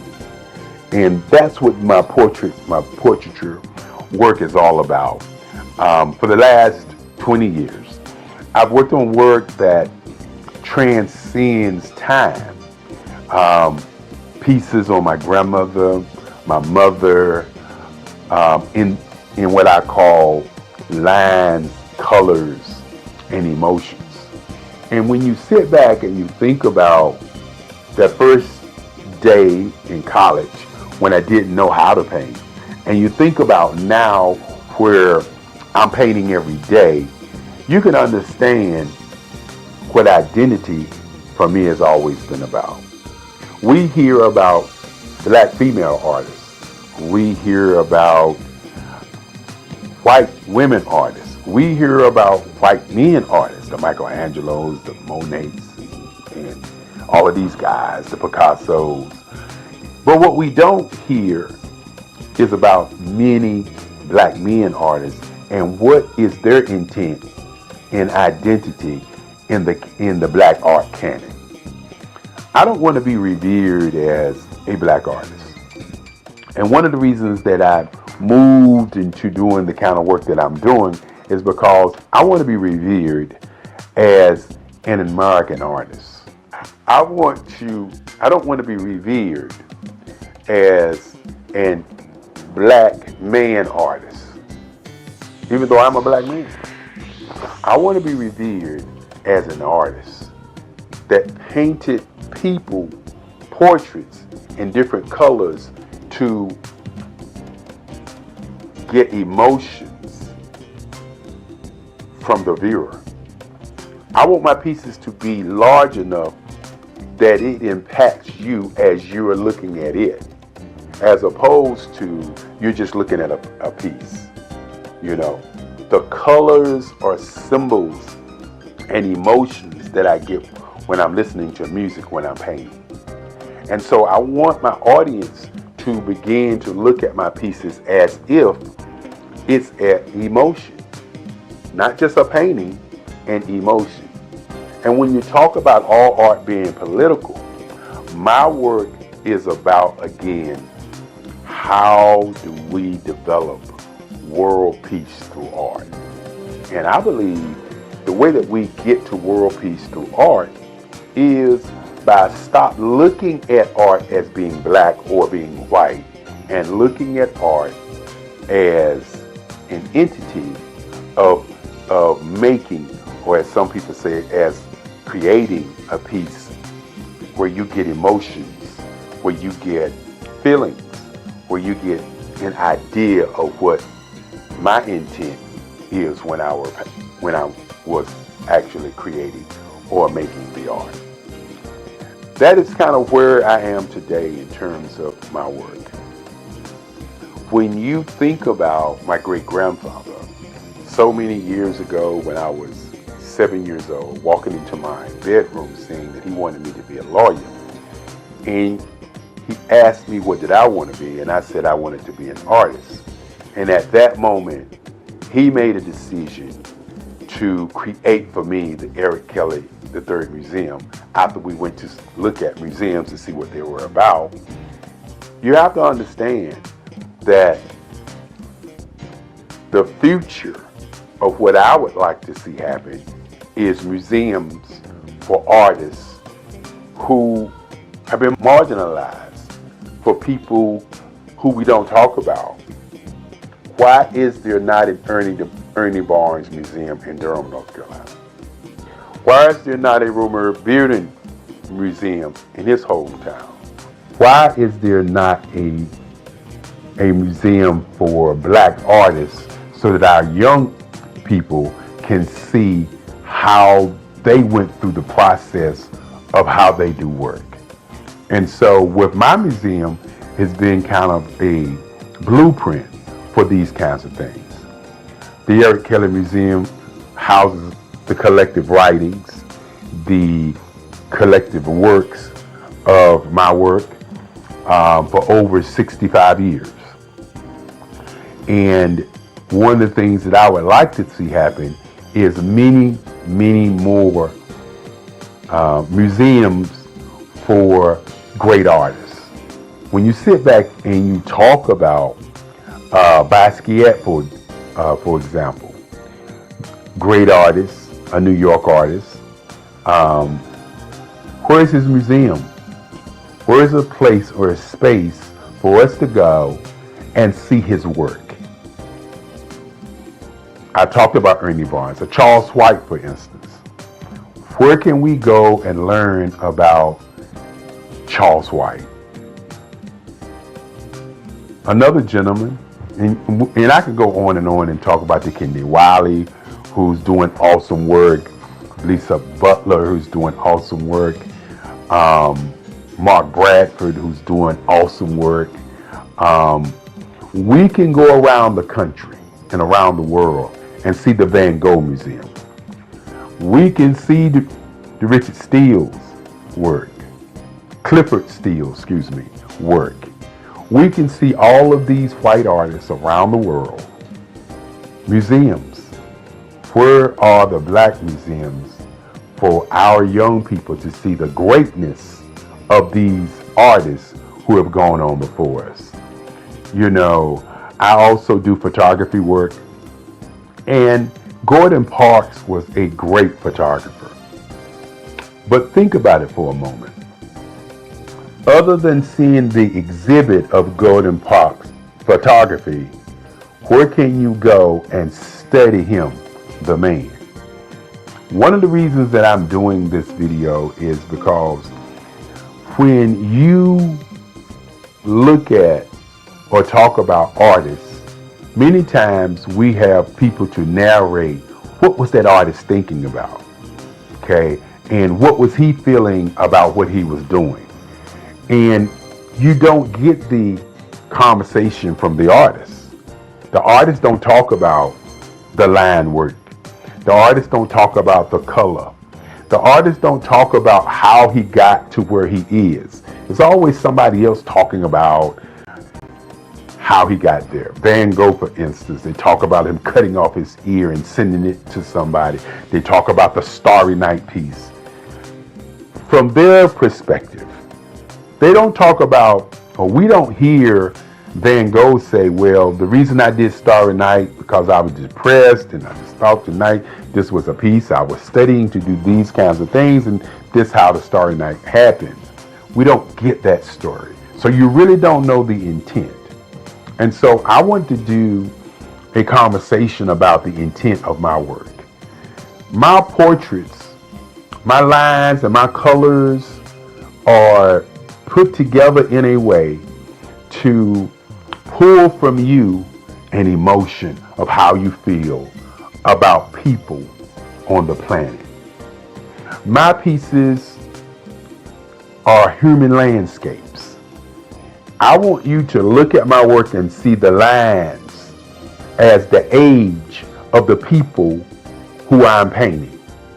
When I talk about sitting in North Carolina on my stoop, or sitting in New York City, or going to Chicago, going to New Orleans, going to California, and going to all these different places and watching people, I want you to understand that I'm watching people to see how they move, how they react, how they respond, what makes them them. And so when you see my work, you may see a piece and say, that looks like this person, or that looks like that person, or that looks like this woman or this man. Well, what I do is I watch people, and then I create the feeling that I got from those people. So while my pieces may look like certain folk, in my mind, they are sending out a message of emotion, and feelings, and ideas, and presence. And that's my intent. My intent is not to just paint pictures and you like them. My intent is to pull something from you deep down. My pieces are spiritual. The lines sometimes remind you of African mask.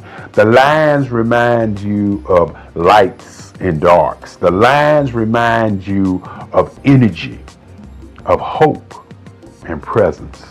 That's why I do the work that I do. Now, I could easily do figurative work. I could easily do scenes. But I had to ask myself one question. How do I do something that's going to be different, that's going to stand the test of time and say Eric Kelly III was here? And this was his work. This was his style. This is what he was thinking as he did artwork. And so as you look at my work, my earlier pieces, as I said before, were historical pieces, historical places in time. And then you look at my work now, you'll notice that I've morphed into doing work that brings about that whole emotional feeling from you to the work. And that's where we are today.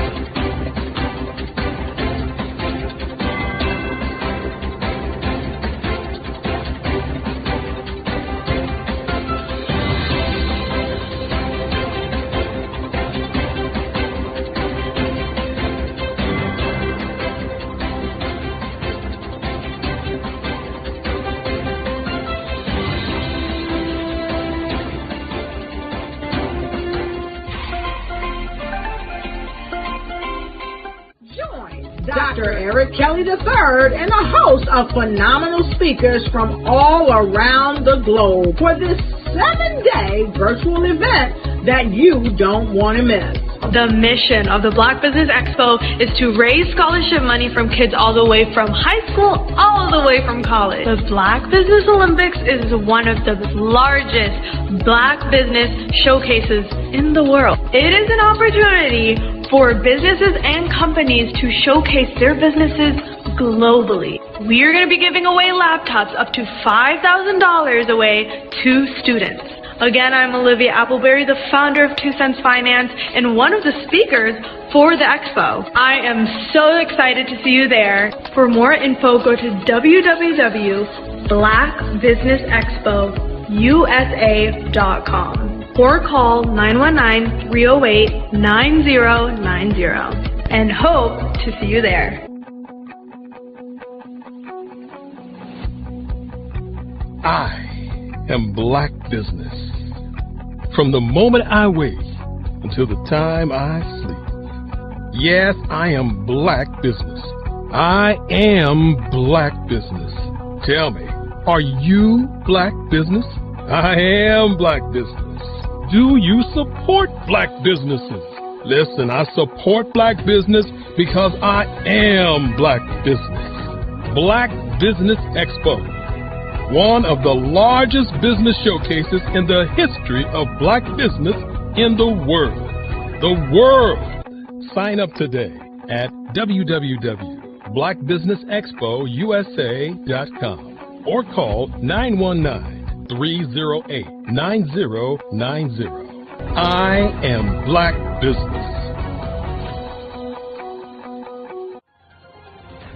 I am Black Business. From the moment I wake until the time I sleep, I am Black Business. I am Black Business. Are you Black Business? I am Black Business. Do you support Black businesses?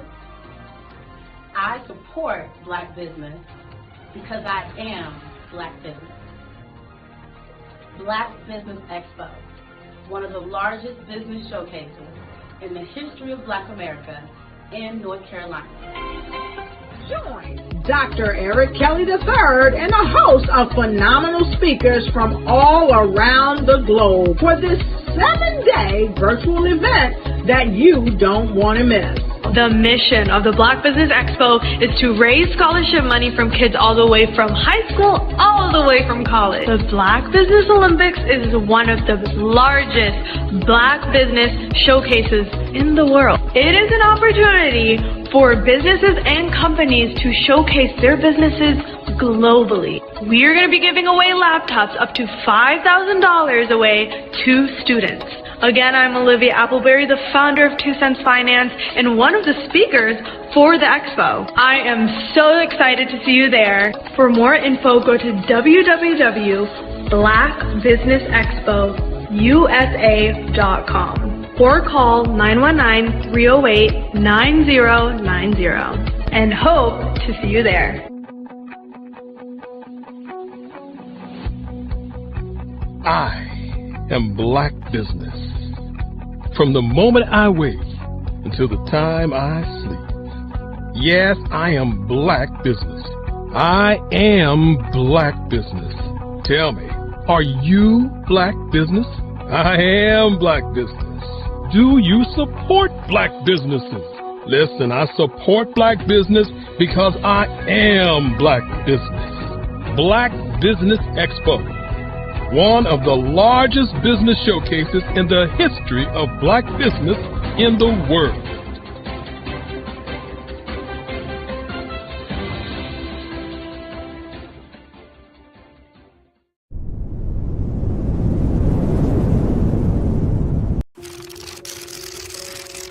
Bravery is not the absence of fear, but the ability to overcome it. We stand for those who defy suppression, who speak out, and those who walk the road less traveled. Everyone deserves to be seen and their voices to be heard. We're sparking a movement, growing a community of creators united by the desire for freedom, choice, equity, and ownership. At Fanbase, it's all for one and one for all.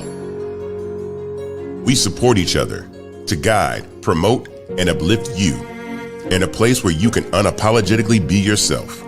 A place where your voice, ideas, and creativity are not just welcomed, but celebrated. We are Black founded, minority funded, and supported by a diverse, inclusive, powerful community that believes in the strength of authenticity and individual choice.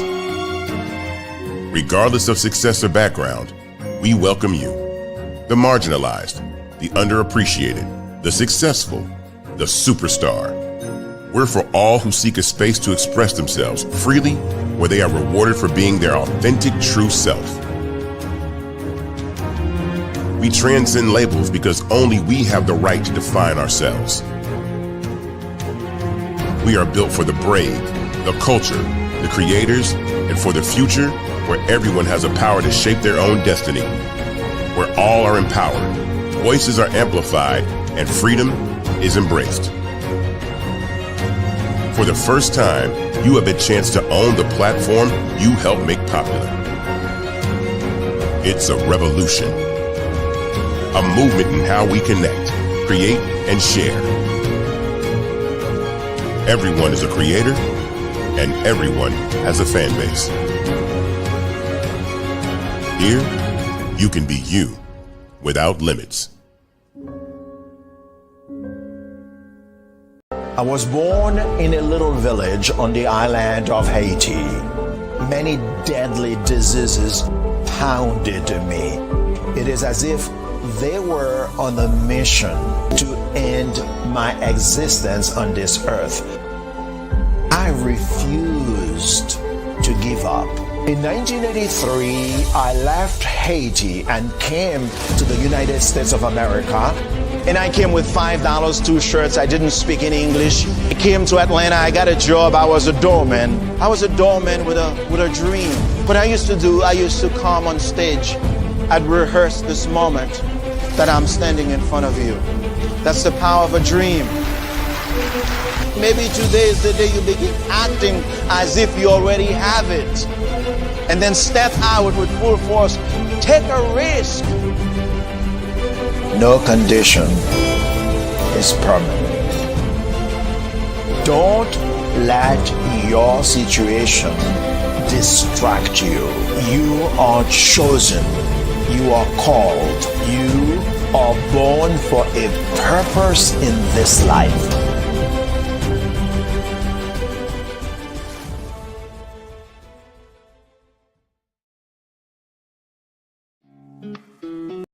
Every speaker has a moment where their words can spark inspiration, drive change, and transform lives. But what happens after the applause fades? With 5-star BDM, your voice doesn't have to fade. We transform your live session into a professional ebook. Imagine your session becoming a permanent, interactive asset, reaching new audiences across the globe. Like Grant McGough and Dr. Eric Kelly III, whose session on the Mindset Revolution continues to inspire thousands through their custom ebook. Your ideas can become a lasting impact. Turn your session into an ebook that not only tells your story, but expands your reach, builds your brand, and engages your audience. With embedded videos, custom graphics, and a stunning flipbook or PDF format, your message will inspire long after the event is over. And for a limited time only during the Black Business Olympics, get your custom ebook for just $199, down from the regular price of $399. This is your chance to transform your message into something truly unforgettable at an unbeatable price. Your package includes a professionally designed ebook, a flipbook or PDF, embedded video of your session, and custom graphics. Everything you need to showcase your message in a way that lasts. With 5-star BDM, your session becomes more than a moment. It becomes an opportunity for growth, greater visibility, and lasting impact. See your influence multiply as your message reaches new clients, partnerships, and platforms. Ready to turn your ideas into a global movement? Visit 5starbdm.com to secure your custom ebook today. Your audience is ready to listen.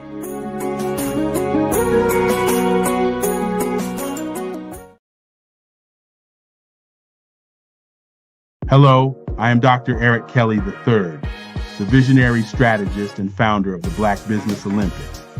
I invite you to showcase your Black-owned businesses on the Black Business Network global stage. The Black Business Olympics is a global Black Business Network platform that propels Black-owned businesses into the international spotlight. By showcasing your business on the Black Business Olympics platform, you can reach a worldwide audience of potential customers, partners, and investors. You can also establish yourself as a thought leader and expert in your field, attract lucrative partnerships, and more speaking engagements. In addition, the Black Business Olympics platform provides a valuable opportunity to connect and collaborate with like-minded entrepreneurs and business professionals from around the world. This can lead to new business opportunities, ideas, and relationships. Finally, by sharing your story and expertise on the Black Business Olympics platform, you can inspire and empower others. This is a powerful way to make a positive impact on the world and leave a lasting legacy. If you are a Black-owned business owner, I encourage you to seize the opportunity to showcase your business on the Black Business Olympics platform. It is a once-in-a-lifetime opportunity to make an indelible mark on the world. Be one of the 1,000 visionary entrepreneurs who are changing students' lives, shaping industries, and leaving an unforgettable legacy for their families. Unleash your voice on our global stage and watch your business thrive. Black Business Olympics is one of the largest Black business showcases in the history of Black business in the world. Yes, the entire world. Just give me a call today at 919-308-9090.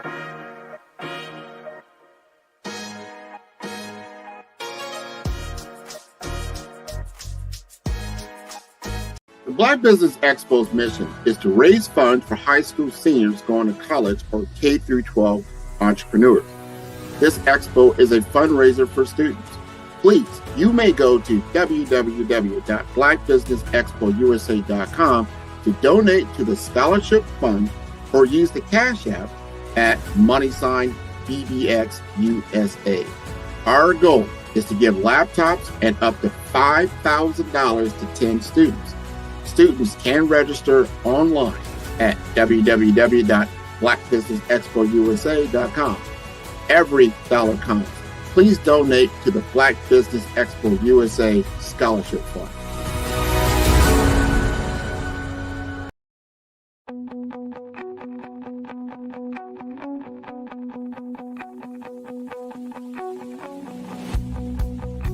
I am Black Business. From the moment I wake until the time I sleep. Yes, I am Black Business. I am Black Business. Tell me, are you Black Business? I am Black Business. Do you support Black businesses? Listen, I support Black business because I am Black Business. Black Business Expo, one of the largest business showcases in the history of Black business in the world. The world! Sign up today at www.blackbusinessexpousa.com or call 919-308-9090. I am Black Business.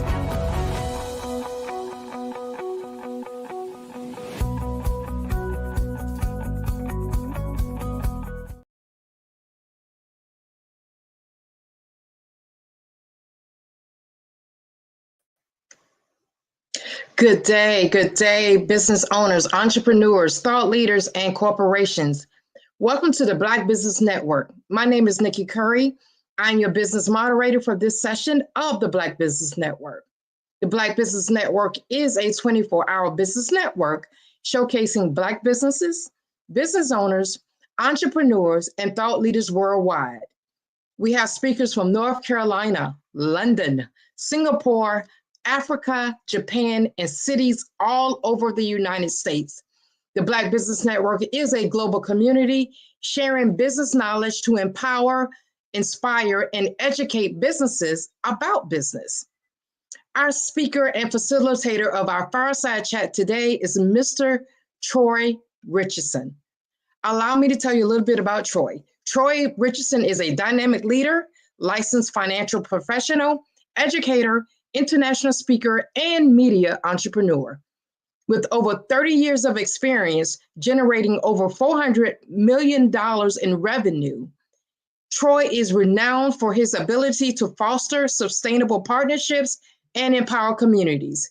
As the founder of RCG Richardson Consulting Group, LLC, he has collaborated with icons like Bill Duke and Dr. Dre, with plans for future TV series, documentaries, and stage plays.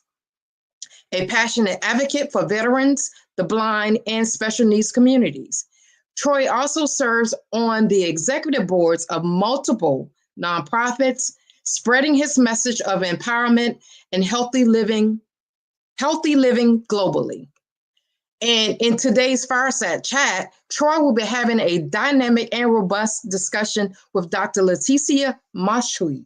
I'm sorry if I'm mispronouncing that. Dr. Leticia is the founder of LitBase. They believe in the power of collective action to address the most pressing challenges faced by communities. They approach tackles economic, social, environmental, and cultural aspects to create holistic solutions that encourage long-lasting change because they understand that poverty and injustice are complex issues that can't be resolved in isolation.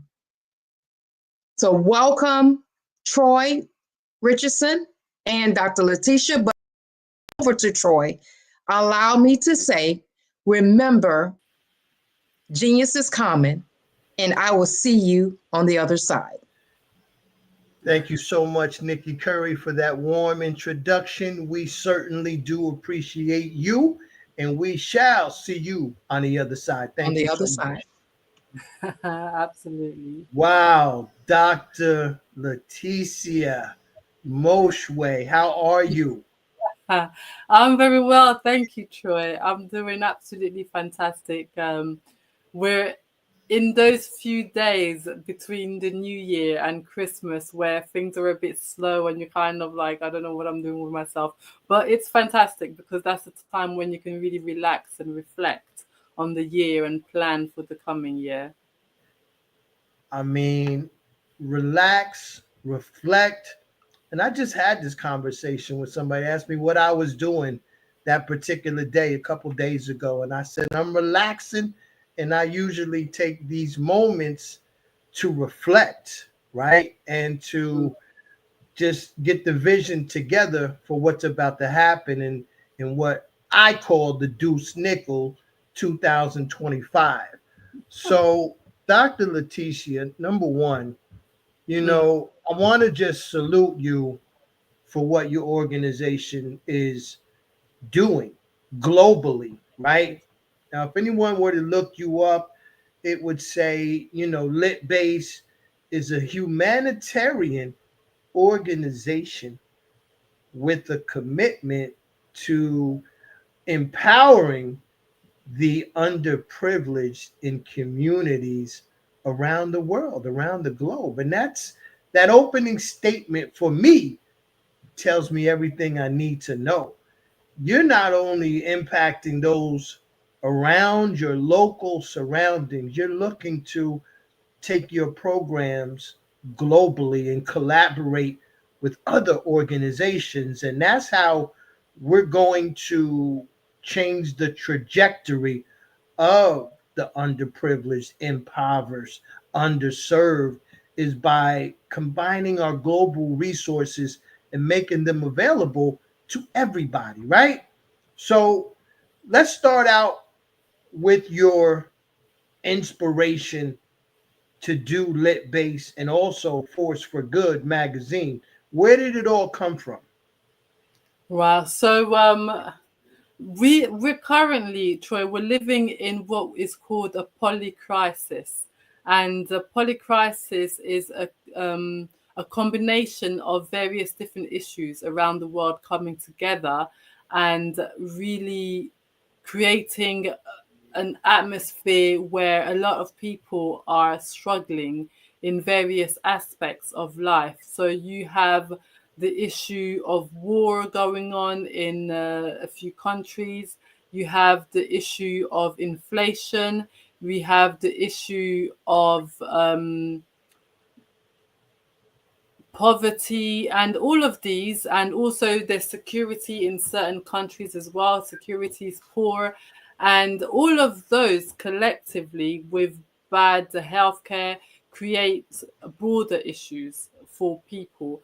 And so when I started LitSpace, the idea was really, how can we reach out to those people who are in dire need?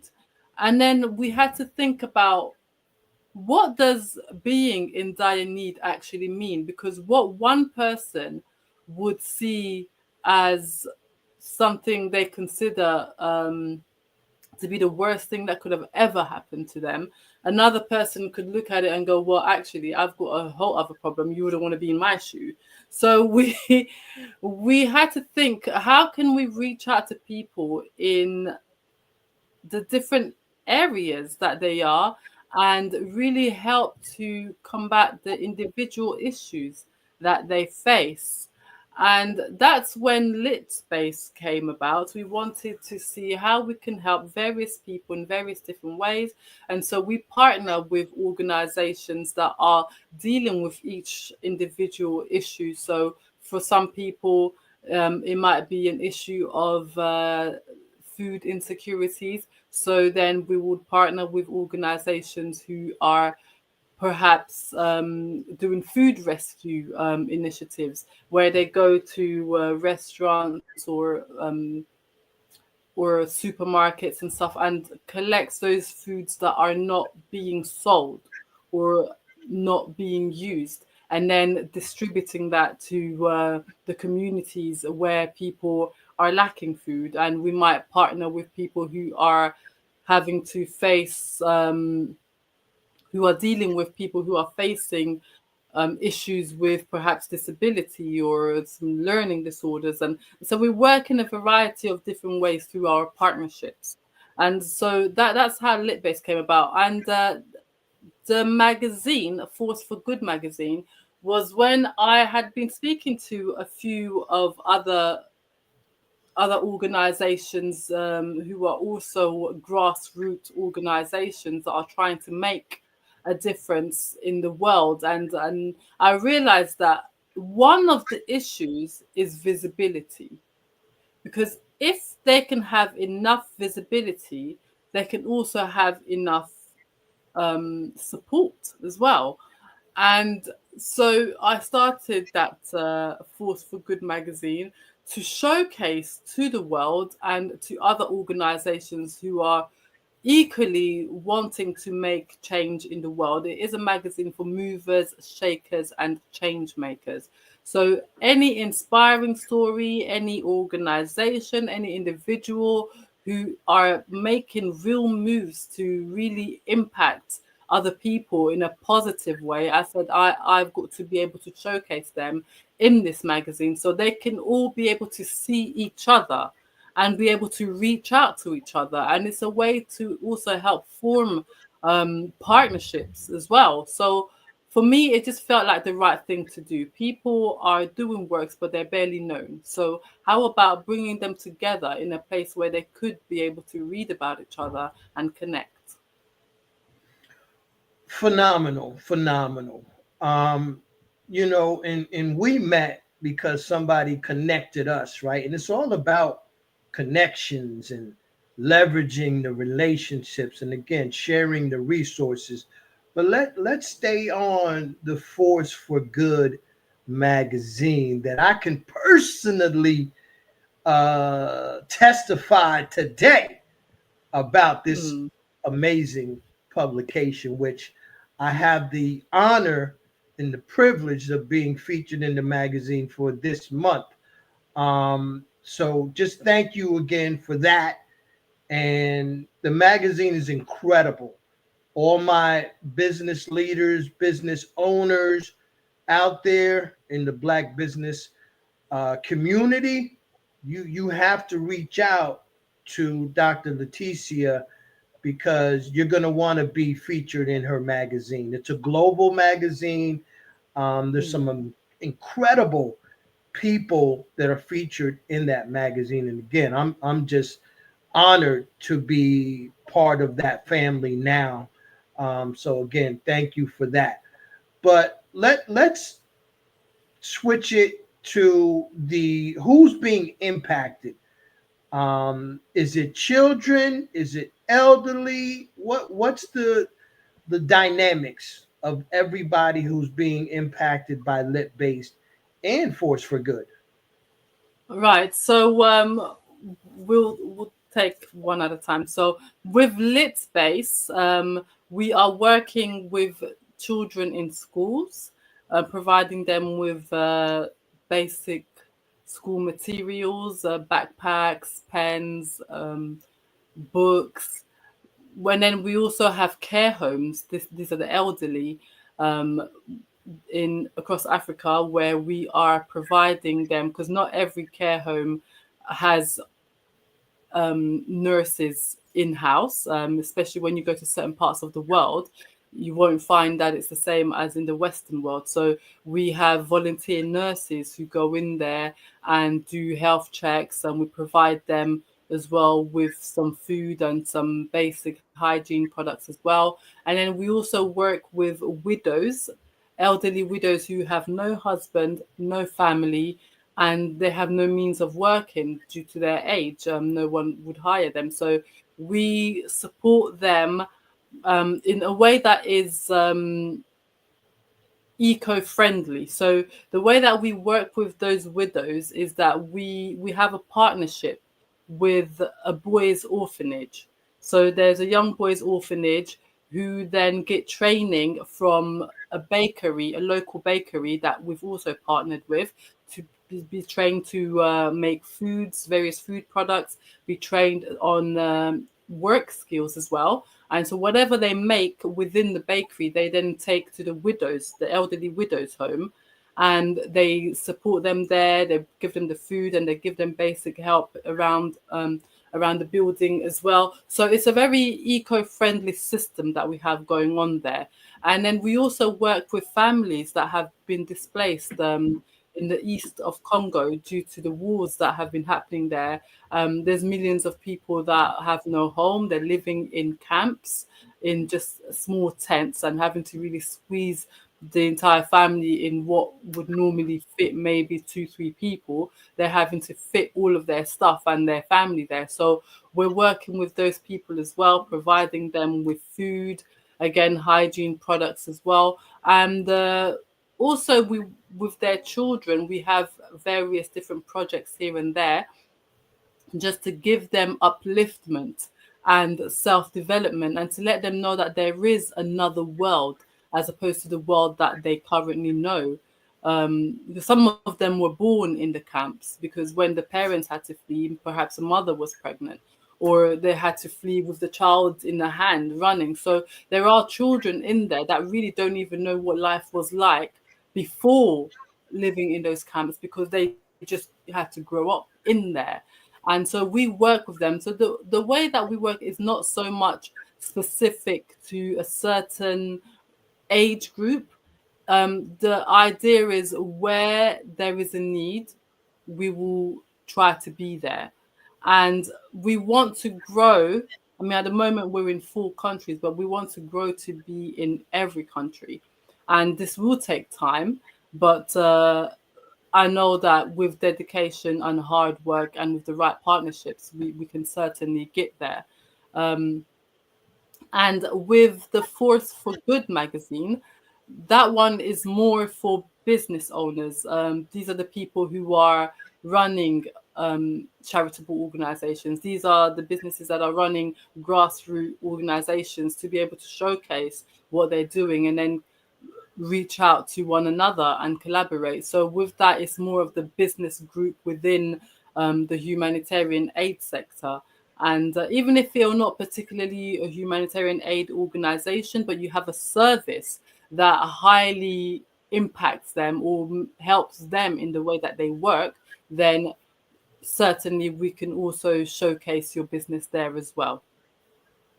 I hope that answers the question. You did, and I love the infrastructure, and I love the fact that you are going where the need is. It really doesn't matter who is the recipient. If there's a situation, it sounds like Lit Base is going to be on the ground, making an impact, and again empowering these communities. Now, you mentioned 4 countries you're currently in. Which countries are you in?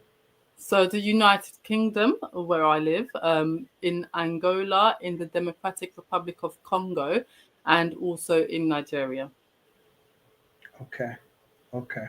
Well, I'm definitely going to do my part in continue with these connections so that we can support what you're doing and bring it to other areas and integrate it with other organizations, much like you're doing right now. What would you say would be your greatest need if you had access to over 200 countries on a live broadcast with thousands of Black business owners supporting the broadcast?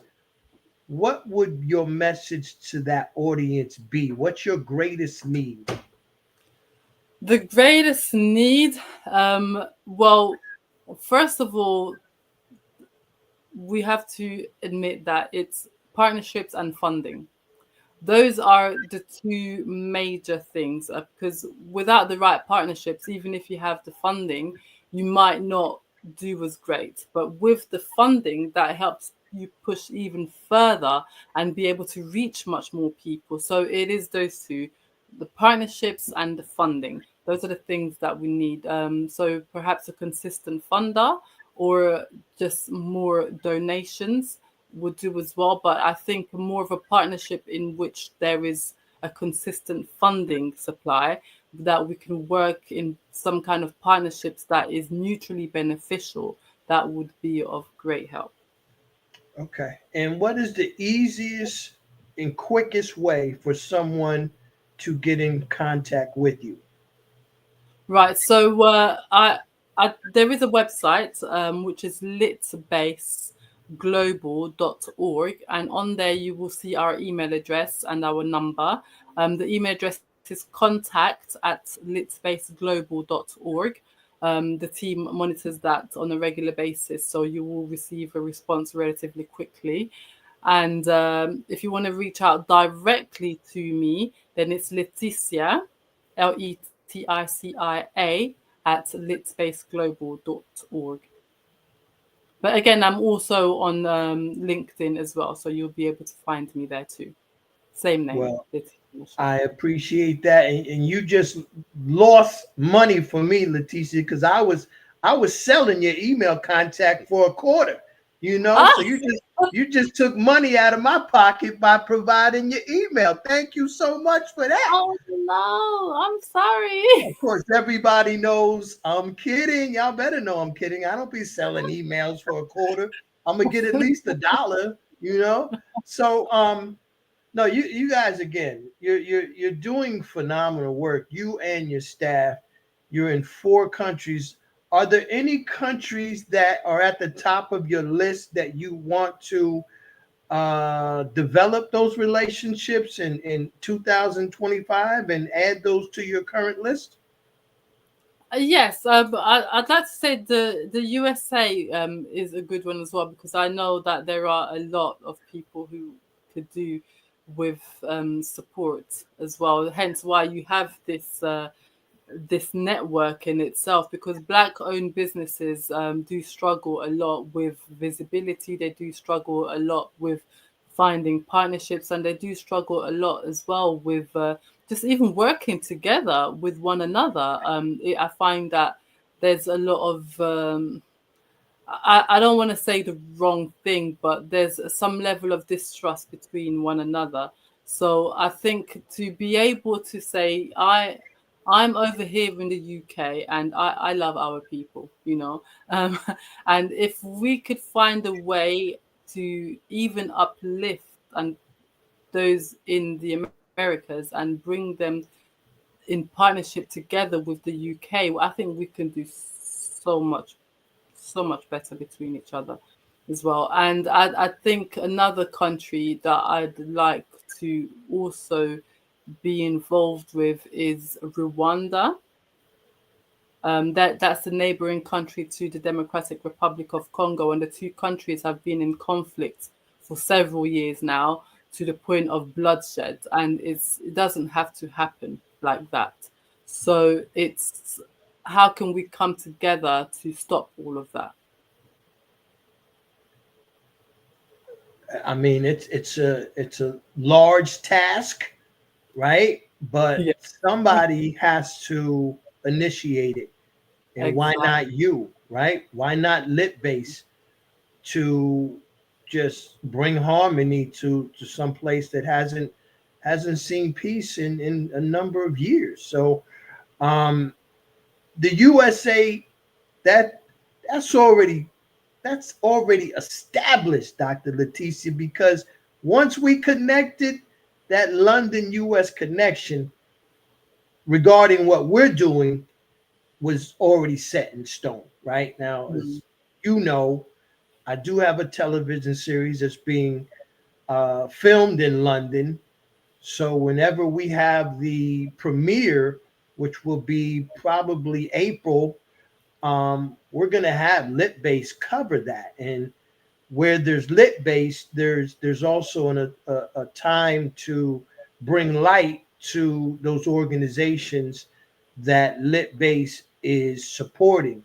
You know what I mean? So I want to use my platform to shine the light on all the nonprofits and those organizations like Lit Base on the ground, grassroots, putting in work on a daily basis. I want to bring light to all of those organizations globally. And this is what I'm going to do. It's not, I want to do this, I'm setting out to do this. Nah, this is like, this is going to get done in 2025, right? There's no other alternative. There's no other outcome other than we are about to take this to a whole nother level that the world has never seen happen before. Amen. So that's why I'm super duper excited for what you are doing and what your organization is doing, because I already see that the world is going to finally get a glimpse of what these organizations are doing out there, and they're going to start to really support the smaller men and women organizations that don't get all the limelight as the bigger ones that have billion-dollar budgets, man. It's just ridiculous, right? Absolutely. So we're going to try to balance it out. Not going to try. We're going to do it. We're going to do it. Someone once said, trying is not good enough. You have to do it. There's only doing.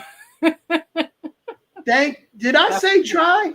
Did I say try on national television? Oh my Lord, they're gonna come after me. Thank you. That's why you my sister, because you're gonna correct your brother, right? If I speak out of line, come on, let me know. Lord, no, I don't use try. I don't even know I said try, but we're going to do this. We're going to do this together. But I want to touch on your work in the Congo. I know another sister that she did a lot of work in the Republic of Congo.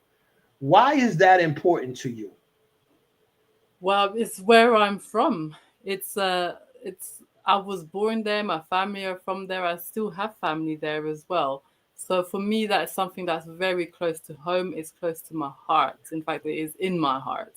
And so for me, that if it meant that I had to put all the other ones aside and pick only one, that would be the one that I would pick, because that's where I'm directly coming from. I was born there, and then I came to the UK as a young child, but the love for the country never went away, and I still see the struggles that they're having to face, and I still have people there directly who are able to tell me the issues that are going on there. So that desire and that drive to want to change things over there will never leave me.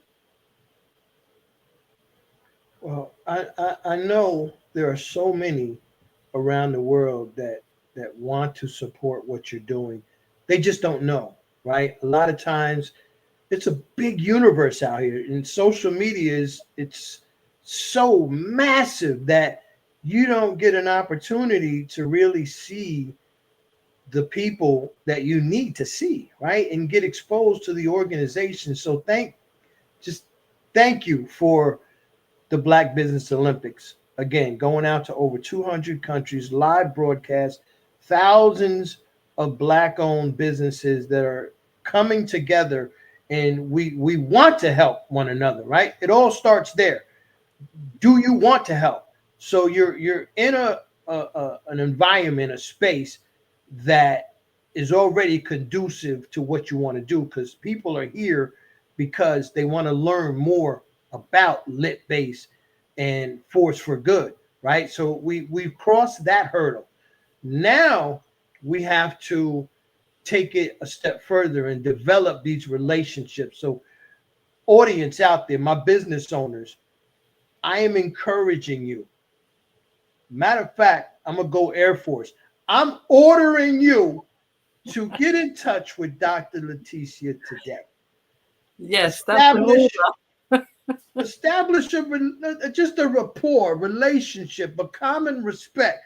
Just get it started, and you never know where the conversation will lead. How many times, I know I've done this with my business partners, we just start talking, and then something is said and it triggers an idea. Then you build on that. That's what we have to do.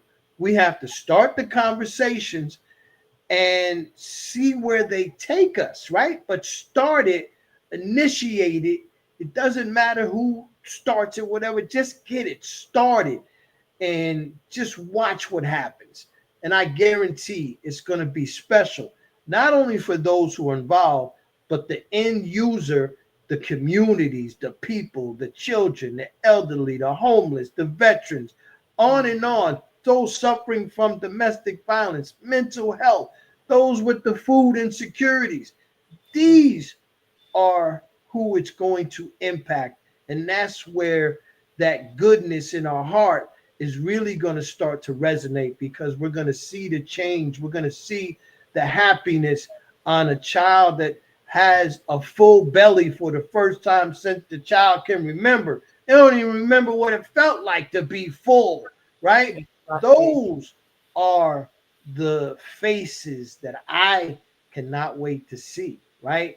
The mother, the unhoused mother with her children that gets to move into her first apartment that is not a shared shelter. Like, like what a feeling. Like just to experience that mother.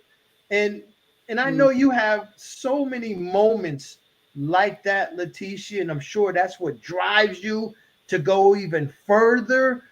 But I know you're inspired from your humble beginnings, and and just the people that you see and you serve every day.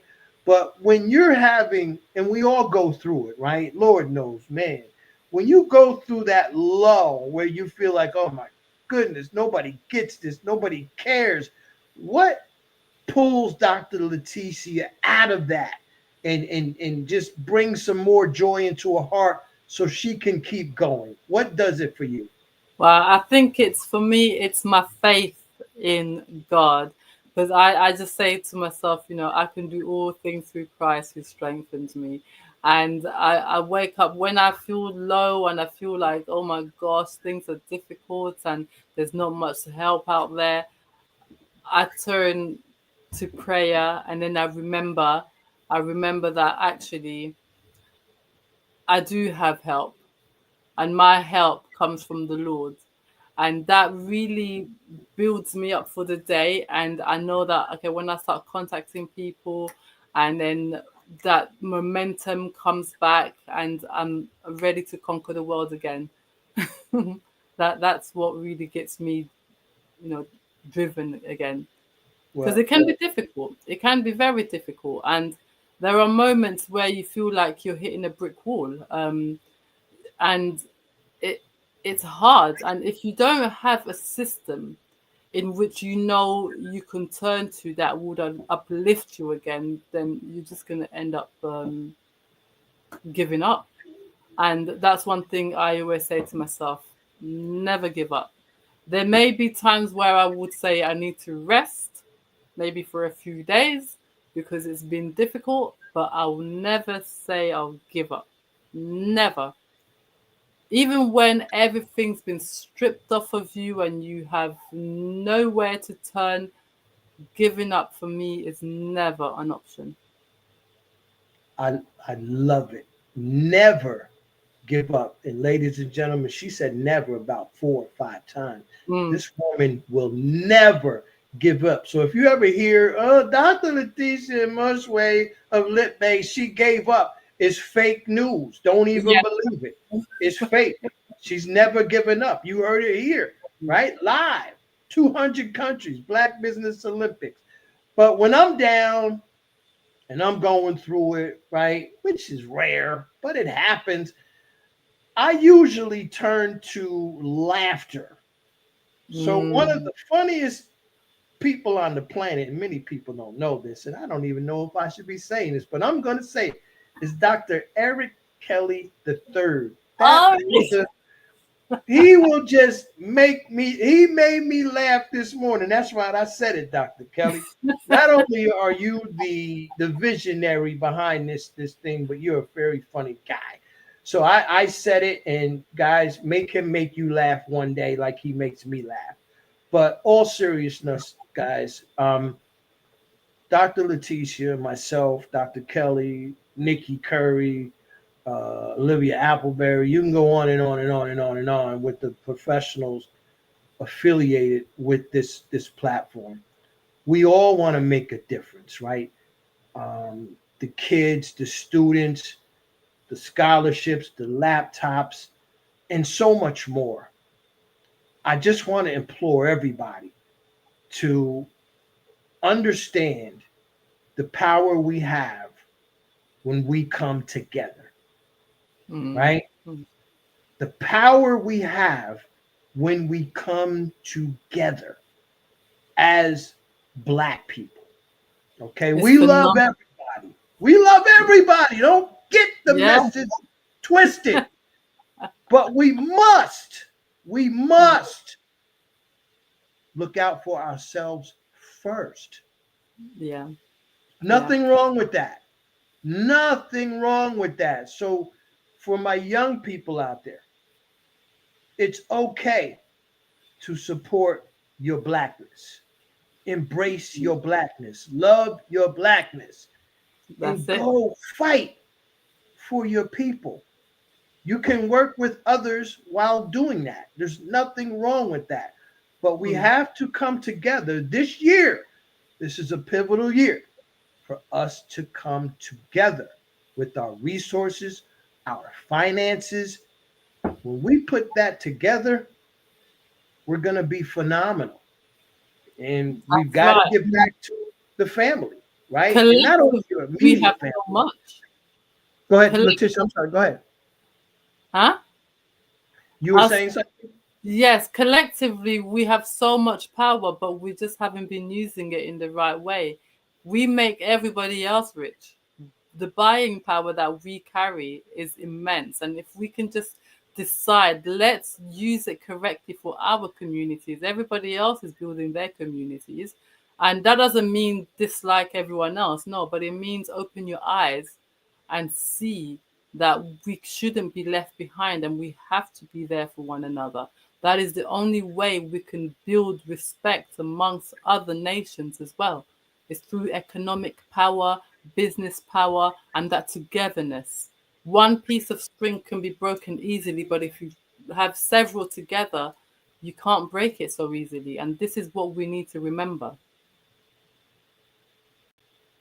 I mean, you hit so many points there are so just valid, right? And another big statistic that I just heard from Dr. George S. Fraser is that the families are suffering, right? Back in the 80s and 90s, Black families, it was 85% of, I believe, marriages. Now, and this is in the US, that number is down to 34%. So when you correlate that with wealth, because the family's broken, so the wealth is broken. Yeah. And you could see that happening in our society, where other cultures are together, not only united in business, but their family infrastructure is strong. 80s, 90% of all households are married. So their resources are together. So naturally, they're going to be a lot stronger.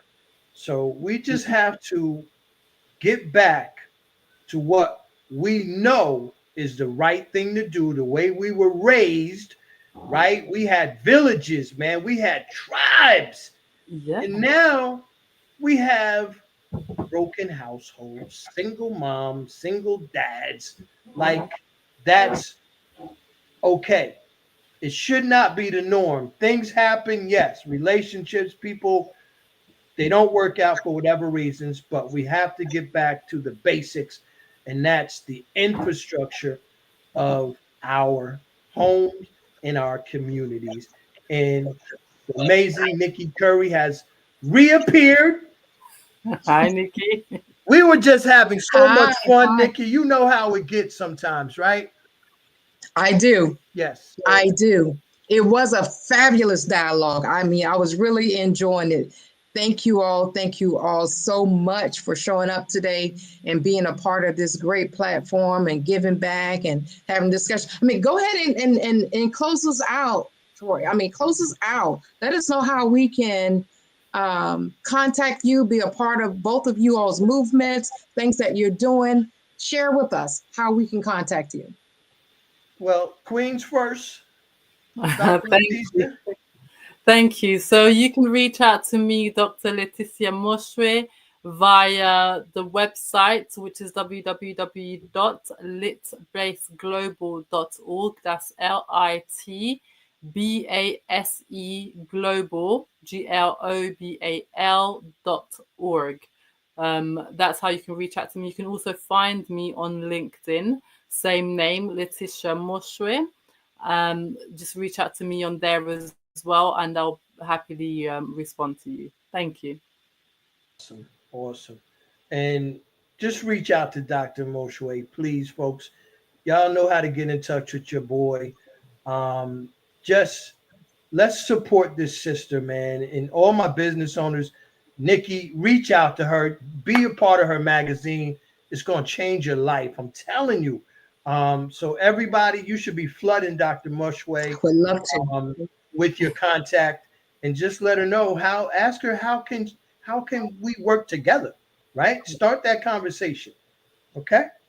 But I got a major announcement coming at 4 p.m. Y'all want to be on here at 4 p.m. You don't want to miss it. You don't want to miss it. I will not miss it. I will not miss it. Yep. Now, I know I asked you to give your contact, but I do want you all to lead us out with one piece of advice for our listeners. Just give us something. This is the time where we need professionals and experts such as yourself. Give us your parting advice. Give us some words of wisdom. Okay. Dr. Leticia, please. Wow. I would say it's never the end. until it's truly the end. So we have to always keep striving. Keep striving. Not every day is going to be easy, but you have to remember that you are bigger than whatever situation you're going through. And just connect yourself with the people who have gone through what you've gone through and made it out okay. And you will know that you too can make it out okay. Fantastic. Fantastic. And Troy? I would just state something that the late, great Dr. Coretta Scott King said. And she said, if you want to bring change to the world, then you must become that change. And Dr. Leticia, she exemplifies that change. And I hope I do too. And again, tune in at 4 p.m. Eastern today, live for a major announcement, guys. It's going to be major because it's all about impacting and empowering our communities globally. Yeah, and I took that from you, Dr. Leticia. Yes. I love it. I love it. Well, that's a great way to end this show. Thank you both for your time. We really appreciate you. And remember,